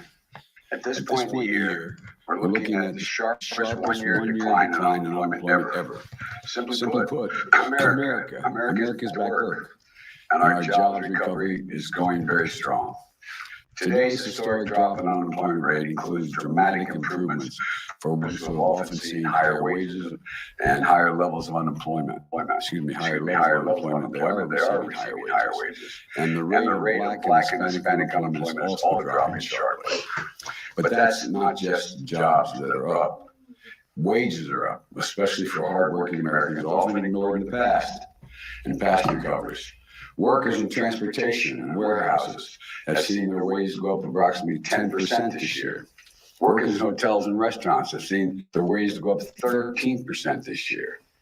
And thanks to the American Rescue Plan, we've delivered significant tax cuts to families raising children. Tax cuts and raising wages for middle-class families mean that Americans, on average, have more in their pockets today than they did each month since we've been in office than they did last year after accounting for inflation. Let me repeat that. Even after accounting for rising prices, the typical American family has more money in their pockets than they did last year. In fact, we're the only... All right. Were you all able to hear the video? I'm going to play a little bit more of it. Were you all able to hear the video? You all let me know in the chat. No one said that they couldn't hear it, so I assume that you all were able to hear it. But let me know. Were you all able to hear what he said? I took some notes as he was talking. He did say that wages were up. We talked about that in our previous article. I believe he mentioned that unemployment was down. He specifically mentioned what a lot of people term, well, I'll say that he mentioned the Black community. I think he referred to it as the Black and Brown community. Unemployment was down. He also talked about tax cuts. I assume he's talking about the child tax credit. And he said that he said, let me repeat, Americans have more money in their pockets. I believe he said than was had this time last year or a year ago. And so do you feel like that is true? I'm going to keep playing it. Well, actually, I'm going to go back because let's hear what he had to say again. Each month since we've been in office than they did last year after accounting for inflation. Let me repeat that. Even after accounting for rising prices, the typical American family has more money in their pockets than they did last year. In fact, so he's saying that even when you account for rising prices, okay, we talked about inflation. Even with inflation, he's saying that Americans have more money in their pockets now than last year. It seemed like he said every month since they have been in office. What are your thoughts on that? What are your thoughts on that? Someone asked, what do you think about the salt cap repealed? To be honest, I don't have any information on that. That is something, let me make a note about that. And I'm going to do some research. Okay. Let me make a note. The SALT.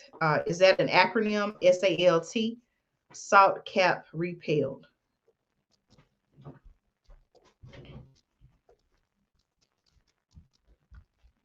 Now, this may or may not be related to what you're talking about, but I do know at one time, I saw an article where our administration wanted to reduce the amount of salt that was used in certain foods. Is that what you're talking about when you reference the salt cap repealed, or is that something completely different? I do know, and you can research it. There was an article where it says the government wanted to reduce the amount of salt that was used in foods. Is that what you're referring to?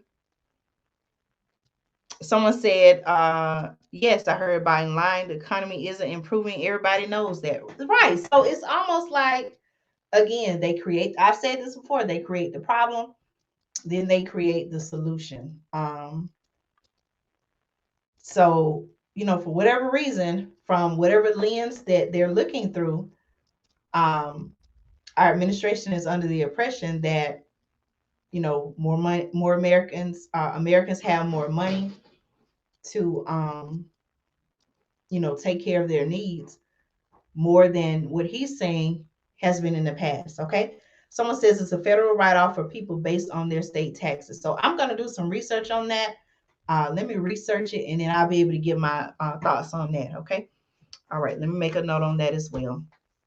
Salt cap being repealed. Federal write-off for people based on state taxes. Okay. What are your thoughts on it? I'm going to do some research about it, but since you mentioned it, what are your thoughts on the salt? It's a LT salt cap being repealed. Okay. All right. The video has a little less than a minute left. So let's hear what else President Biden had to say. We're the only leading economy in the world for household income, and the economy as a whole are stronger than they were before the pandemic. Applications for new small businesses are up 30%. Now, wait a minute, y'all. Okay, I'm going to have to rewind it. Okay. Let me make sure I heard this correctly. Okay, let me go back just a little bit. I hope I didn't go back too far. In fact, we're the only leading economy in the world for household income, and the economy as a whole are stronger than they were before the pandemic. Okay, did he just say that the household income, what did he say, y'all? The household income and the economy are stronger than ever? Let me go back. I must have heard wrong. Did you all hear that? Let me go back. I don't think I heard that. It did last year. In fact, we're the only leading economy in the world for household income, and the economy as a whole are stronger than they were before the pandemic. Okay, I thought that's what I heard. Okay, he said we're the only leading economy in the world where household income and the economy as a whole is stronger even before the pandemic. I have a question. What is he basing that on? We just talked about rising prices. We talked about inflation. There are still people who are struggling. This is another topic. I didn't put it in tonight's episode, but we're going to talk about that as well, maybe on another episode. But, we have people who, for whatever reason, whether they lost their job, they had a reduction in their household income, they had to go into mortgage forbearance. But then there was a recent article that said that, there are hundreds of thousands of people who are about to come out of their mortgage relief is about to expire. Mortgage relief related to the pandemic is about to expire. And, based on research, they're saying that there could be hundreds of thousands of people who have to sell their home to, whether it's take advantage of the increased equity in their homes brought on by, an increase in home prices, or they may have to sell their homes to avoid foreclosure. And so you have that going on. There are still people who are requesting things like rent relief. We still have that going on across the country. There are people who are still waiting to receive rent relief. Some have been denied for whatever reason. We have that. There are still people who have not been able to return to work whether they had to stay out, care for a loved one, whether they had to stay out and care for a child who may still be attending school virtually. But for some reason, he's saying, our current president is saying that I must not have heard him. Let me rewind this. He just say what I thought he said? That the household income and the economy is doing better? Even after accounting for rising prices, the typical American family has more money in their pockets than they did last year. In fact, we're the only median economy in the world, or household income, and the economy as a whole are stronger than they were before the pandemic. Applications for new small businesses are up 30% compared to before the pandemic. Thanks to the American Rescue Plan, we're cutting child poverty in America by more than 40%. And millions of children who spent last Christmas in poverty will not bear that burden this holiday season. So he's saying that somehow they've been able to reduce poverty. Is that what he just mentioned? Poverty? And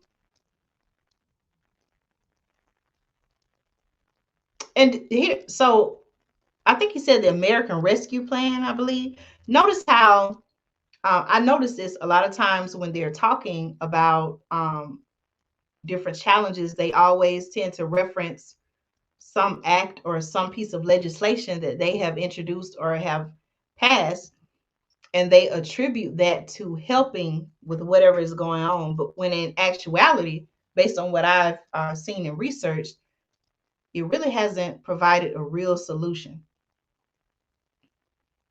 So I'm going to keep playing. We have about 15 more seconds. Today's news means that unemployment rate has now fallen by more than 2 percentage points since I took office. That's the fastest decline in a single year on record. And it's about three times faster than any other president in their first year in office. So that's what he had to say. So what do you all think about that news? Is President Biden, are his statements accurate? Connecticut sees one of the highest positivity rates in months. What do you all think about that news?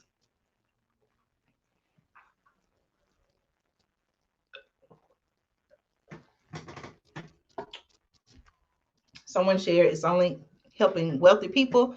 Middle income families don't pay enough state tax to impact our federal burden. Some people would agree with what you're saying. It's just very concerning. It just kind of seems like, I don't know, for some reason they think that things are getting better. I don't know if this is because they want people to be hopeful. I don't know if it's an attempt to gain more votes or gain votes, retain votes in the next election, but it's definitely something to be concerned about. Now, we just heard what President Biden had to say, but I also want to bring your attention the fact that I found an article on CNN, and they actually fact checked some things that President Biden had to say. So I want to share that article with you as well. Give me just a moment. I'm going to pull that up. But on CNN, there was an article that was published, and it said, let me find it. Fact checking for Biden claims about the economy. All right, give me just a moment. I'm going to play that. Well, not actually play it, but I'm going to share it on the screen. All right, let's see.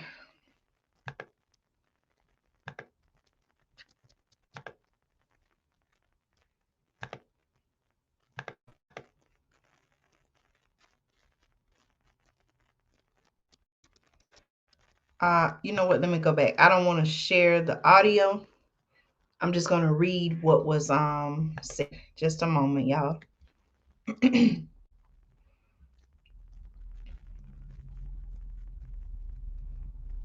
All right, let's see. Let me share again.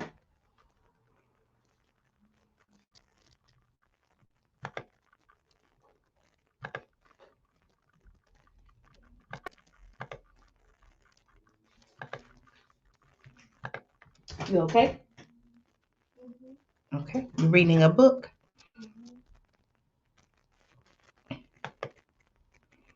All right. So this will be the last topic that we cover.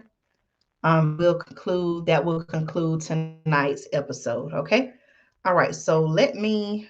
For some reason, I can't delete the ad at the top, but that's okay. So this information comes from CNN.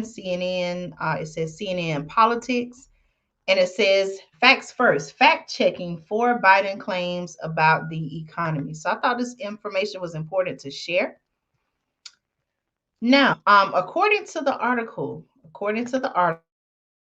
again, this comes from CNN, and I'm reading, it says, President Joe Biden has spoken regularly about the economy in the past month, trying at once to reassure Americans about inflation, draw attention to job growth, and earn support for his signature infrastructure and social spending proposals. Okay, but some of Biden's economic claims, according to the article, aren't true, and some of them are missing important context. But look at 4 of the things he said in November and on the first day of December. Okay, so I'm just gonna kind of highlight some of the things that were shared, some of the information was shared, and I want to know your thoughts and opinions on this. Okay. All right. So the first headline, or the first topic that this article discusses is the unemployment rate. Now, the article says in an economic speech last week, Biden made a series of comments about the unemployment rate. Okay. Again, I think this speech also was talking about the November jobs. I have not seen the full speech, but I am going to do some more research so we can talk more about it. But according to the article, okay, Biden says, and I quote, "We've made historic progress over the last 10 months." Actually, let me scroll down so I can put it on the screen. Okay. And again, I can't, let me see if I can get some of this out of the way here. Okay, I'm not sure how to,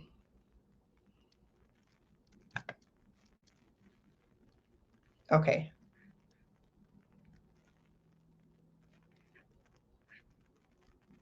All right, so let's talk about his comments on the unemployment rate. Okay. All right. The unemployment rate. The article says in an economic speech last week, Biden made a series of comments about the unemployment rate. Okay. Here's a quote from President Biden. He said, "We've made historic progress over the last 10 months. Unemployment is down to 4.6%, 2 years faster than everyone expected. When we started at this job, it was over 14%. Okay. Now, according to the CNN article, facts first, it says Biden was wrong in 2 ways here. Okay. I'm going to zoom in so you all can see it. Okay. You all let me know. Is that better? You all can see it better now? Okay. So facts first says Biden was wrong in 2 ways here. First, and most importantly, his phrasing created the inaccurate impression that the unemployment rate was over 40% when he said, and I quote, "started at this job as president." In fact, according to the article, the unemployment rate in January 2021, the month he was sworn in, was 6.3%. It had not been above 14% since April 2020. Second, the article says while the unemployment rate has fallen faster under Biden than some experts had expected, according to the article, he exaggerated when he said the 4.6% rate was achieved 2 years faster than, and I quote, "everyone expected." It happened roughly 1 year faster than the Federal Reserve had projected in December 2020. Biden strongly suggested that all of the historic progress, I quote, hold on, y'all. Okay, Biden strongly suggested that all of the historic progress in bringing the unemployment rate down from more than 14% to 4.6% happened, and I quote, "over the last 10 months, the period in which he has been in office. But the majority of the decline," listen to this, y'all, "but the majority of the decline occurred during the final months of Donald Trump's presidency. Okay. All right. That was the first area. Okay. Let's see. The second topic, it says the Nobel winners and inflation. Let's talk about that. Okay. Thank you all so much for supporting the channel. I appreciate you all. Make sure you share this video, hit the thumbs up button. And if you haven't subscribed to the channel, please make sure you subscribe so you can stay connected and informed when I do upload new content. Okay, the Nobel winners and inflation. The article says to promote his Build Back Better Act, a $1.9 trillion bill that would expand the social safety net and fund initiatives to address climate change, Biden has repeatedly cited an important line from a September open letter that was signed by 17 winners of the Nobel Prize in Economics. Now, the president said in an economic speech on Wednesday, and I quote, 17 Nobel laureate winners have written a letter affirming that this bill will reduce inflationary pressure in the economy. He tweeted on November 21st, the article says, and I quote, as 17 Nobel Prize winning economists have declared, my plans will ease inflationary pressures. He wrote in a statement on November 10th, 17 Nobel Prize winners in economics have said that my plan will ease inflationary pressures. Okay. Now, Facts First had this to say, according to the article, Biden left out a key phrase from the Nobel winners' letter in which they made it clear that they weren't saying the president's plan would alleviate the inflation affecting the country right now. Rather, the Nobel winners wrote that Biden's agenda would alleviate, and I quote, longer term inflationary pressures. The relevant sentence read as follows, and I quote, because this agenda invests in long term economic capacity and will enhance the ability of more Americans to participate productively in the economy, it will ease longer term inflationary pressures. End quote. The letter did not discuss the issue of short term inflation. Okay, so again, I think we need to ask questions when this information is presented. I do feel like, we need to ask questions. And in this case, we have a group of people affiliated with CNN who did some fact checking and found some inaccuracies in some of President Biden's statements. Okay. All right. Also, an area that was looked at was unemployment benefits. Now, Biden tweeted, according to CNN, Biden tweeted last week, and this is what he said, and I quote, last year, there were 21 million unemployment insurance claims before the Thanksgiving holiday. Today, there were 2.4 million. It's historic progress. Now, Facts First had this to say, okay? According to CNN, Facts First, Biden left out key context here. His numbers were correct, taken straight from newly released Department of Labor data about the week that ended on November 6th. However, the article says, in portraying this decline in unemployment claims as an unqualified success story, he did not mention that a significant percentage of the decline happened not because of economic improvement, but because the federal government's special pandemic era unemployment programs expired in early September, and about half of state governments ended those programs earlier. What y'all think about that? When the programs went away, millions of people could no longer make unemployment claims, even though they were not still working. Some of them, the article says, eventually got jobs, expert says, but some didn't. The tweet is a misleading, according to CNN, Facts First, the tweet is a misleading measure of progress, said Peter Ganong, an assistant professor of public policy at the University of Chicago. What do you all think about that? Again, I think that we need to ask questions. And there were a group of people like I'm sharing on CNN who are taking what our administration has said and they're asking questions. And they're finding inaccuracies in statements by our very own president on different issues. So let's see. Okay, I'm just reading your comments. Great show, very informative, excellent research. Thank you for showing us your resources. Keep going and don't stop. We appreciate your videos from the stores as well. Thank you. Thank you. I appreciate your support. Thank you so much for that. That really means a lot. Okay. And then someone said the economy was shut down last year. Yes.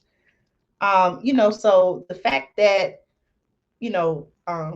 he's making these claims, and we could say that he has people who get this information for help him prepare his statements. And so shouldn't they be fact checked as well? Are they checking their sources? Why are they only reporting a certain part of the story, but not the full story? I have questions about that as well. Okay. And then the final area that was addressed in this Facts First was his comments on the number of small businesses. Okay, so we heard him talk about that in the last videos, the number of small businesses. Biden said, this is again information shared from CNN. Biden said in the economic speech on Wednesday, the number of small, okay, let me quote. Biden said in the economic speech on Wednesday, and I quote, the number of small businesses is up 30% compared to before the pandemic. All right, here's what Facts First CNN had to say. There is no basis for Biden's claim. Okay, Ray Keating, chief economist at the Small Business and Entrepreneurship Council Advocacy Organization, said it is, and I quote, not correct. Intentionally or unintentionally, Biden was inaccurately describing a statistic he had explained somewhat better, though still not precisely, in a speech last week. The statistic is actually about a certain group of business applications for tax identification numbers. It is an indicator of new entrepreneurship, but it says nothing about the number of small businesses that already existed in the country. Now, what do y'all think about that?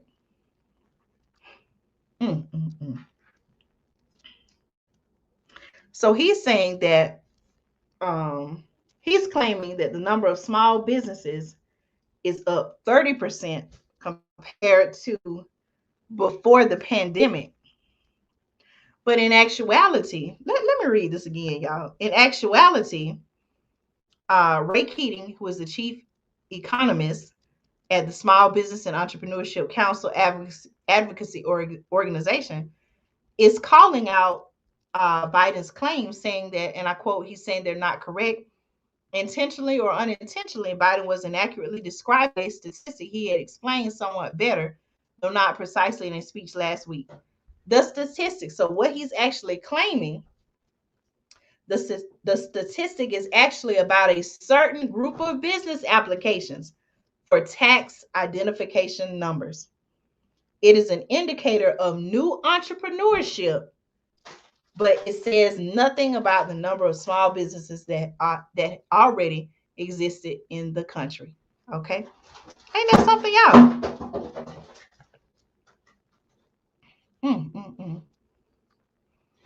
Someone said the administration is scrambling to cover up how bad things really are instead of taking responsibility and working to turn things around for the better. They're doing a terrible job. But do you see why it's important? And I had to, when I saw this headline, I said, I have to talk about this because, just from what I have seen, a lot of times, this is not, news that is always in the forefront. People questioning what's going on. And so I thought it was something that was worth sharing. Okay. And then also the article concludes, let me read this part. Biden is, and I quote, confusing the data or not using it correctly. One cannot simply use one set of data as if it is another set of data, Keating said. The president's point should be that it is great that business applications for tax IDs are at record levels. And yes, this will translate into more new businesses. And hopefully that's happening now and will accelerate. This is a hopeful indicator. So according to Keating, he's saying that's what the president should have said. The president should have been pointing out, saying, hey, the number of business applications for tax IDs are at record levels. Yes, this will translate into more new businesses. Hopefully that's happening now and will continue to accelerate. Okay. Now, a White House official, the article said Biden was referring to figures that show a roughly 35% increase this year compared with 2019 in a subset of business applications for tax identification numbers. Specifically, the White House official said the president was talking about applications for entities that are thought to have a high likelihood of turning into businesses with payrolls. So, in the speech last week, Biden said Americans are starting small businesses at a record rate, up 30% compared to the pandemic. Okay. Even this claim was flawed, Keating says, since, and I quote, these are just applications at this point, not businesses. Though some of them will certainly become businesses, we simply don't know how many have been started. Okay. All right. So let me know your thoughts. Again, you know, we need to be asking questions, not always just taking the information that's being presented. Um, Someone said, "Thank you for talking about this." Hope you. Oh, right, right. I'm telling you again. I'm stating factual information.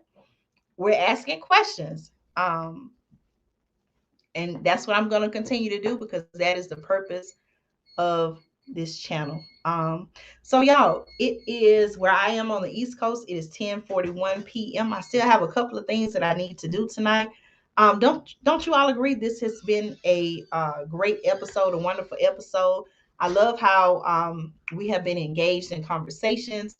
You all have taught me some new things. I wrote down on my sheet of paper here. I have several sheets of paper with me, but I have been writing down some information, some topics that I'm going to look up. And I hope to come back live again on tomorrow. I don't know what time yet. I know you all, those of you all who look forward to tuning in. Sometimes I put a time, but then you all know I am a mom, I am a wife. And so sometimes things come up and I have to take care of them. I have to see about my family. So I could plan on going live on one time, but then, hey, someone may be hungry. I may have to cook something. You all know things that come up. So then I have to change the time. So make sure you subscribe to the channel so that when I do go live or I do upload new content, you'll be able to see it. But again, I want to thank you all so much for your support of the channel. Let me know what was the topic that you found to be the most interesting? What topic brought you the most? What was an aha moment about tonight's episode? You all let me know in the comments. I appreciate you. I hope to see you all more as I continue to go live and bring you information, commentary you can use. Again, if you weren't here at the beginning of the video, please make sure that you uh, check out the links in the description of this video. I have several helpful links. If you would like to support the channel, I do have Andrea Speaks TV merchandise. There's a link to my website where you can go. I do have t-shirts, coffee mugs. I even have laptop cases or laptop bags. What else do I have? Water bottles, hoodies. So if you would like to support the channel and help the channel grow, I am an independent channel, then I would appreciate your support. And also, if you need, you all know that there's so much going on. If you need to, okay, thank you. Okay, I'll check my email. If you need to get emergency food supplies, survival needs, you all remember a couple of months back when there was the winter storm that happened in Texas, caught a lot of people off guard, people without power, electricity. And so we're just living in a time now where, especially when they're talking about all these things related to climate change, we just need to be prepared. So whether you're growing your own home garden, I've shared on the channel my journey with that. Or if you're canning food, I'm going to be canning food. And even if you have emergency food supply and survival needs, make sure you visit preparewithandrea.com. Visit preparewithandrea.com to get your emergency food supply and survival needs. And if you're on Instagram, I'm trying to build my Instagram following. I share with you all, I come from a generation where we didn't have the internet. And so Instagram is fairly new to me, but I do want to grow my following on Instagram. And I also want to post topics for discussion and also let you all know when I go live. And so if you're on Instagram, make sure you follow me at Andrea Speaks TV. Again, that's at Andrea Speaks TV on Instagram. So thank you all so much. This has been episode 65 of Andrea Speaks TV. We talked about several things. So if you missed some of the topics, you can go to the different points in the video where I talked about it. So our first topic tonight, we talked about the lockdown in Germany. Then we talked about Black Lives Matter, calling for boycotts. And then we talked about inflation and food prices. And we took a look at what President Biden had to say about the November jobs report. So again, I want to thank you all so much for tuning in to episode 65 of Andrea Speaks TV. You all have a blessed night, a great rest of your weekend, and a great week ahead. Hopefully, I can go live tomorrow. But if not, you all stay tuned. Make sure you subscribe to the channel. That way, when I do upload new content, you'll be the first to hear it and tune in. So thank you all so much. I appreciate you. I want to encourage you to please share my channel with family, friends, people that you care about and you love, and encourage them to become subscribers as well. So, with that being said, thank you all so much. This has been episode 65 of Andrea Speaks TV. Have a great night, and I'll see you all again soon. Take care.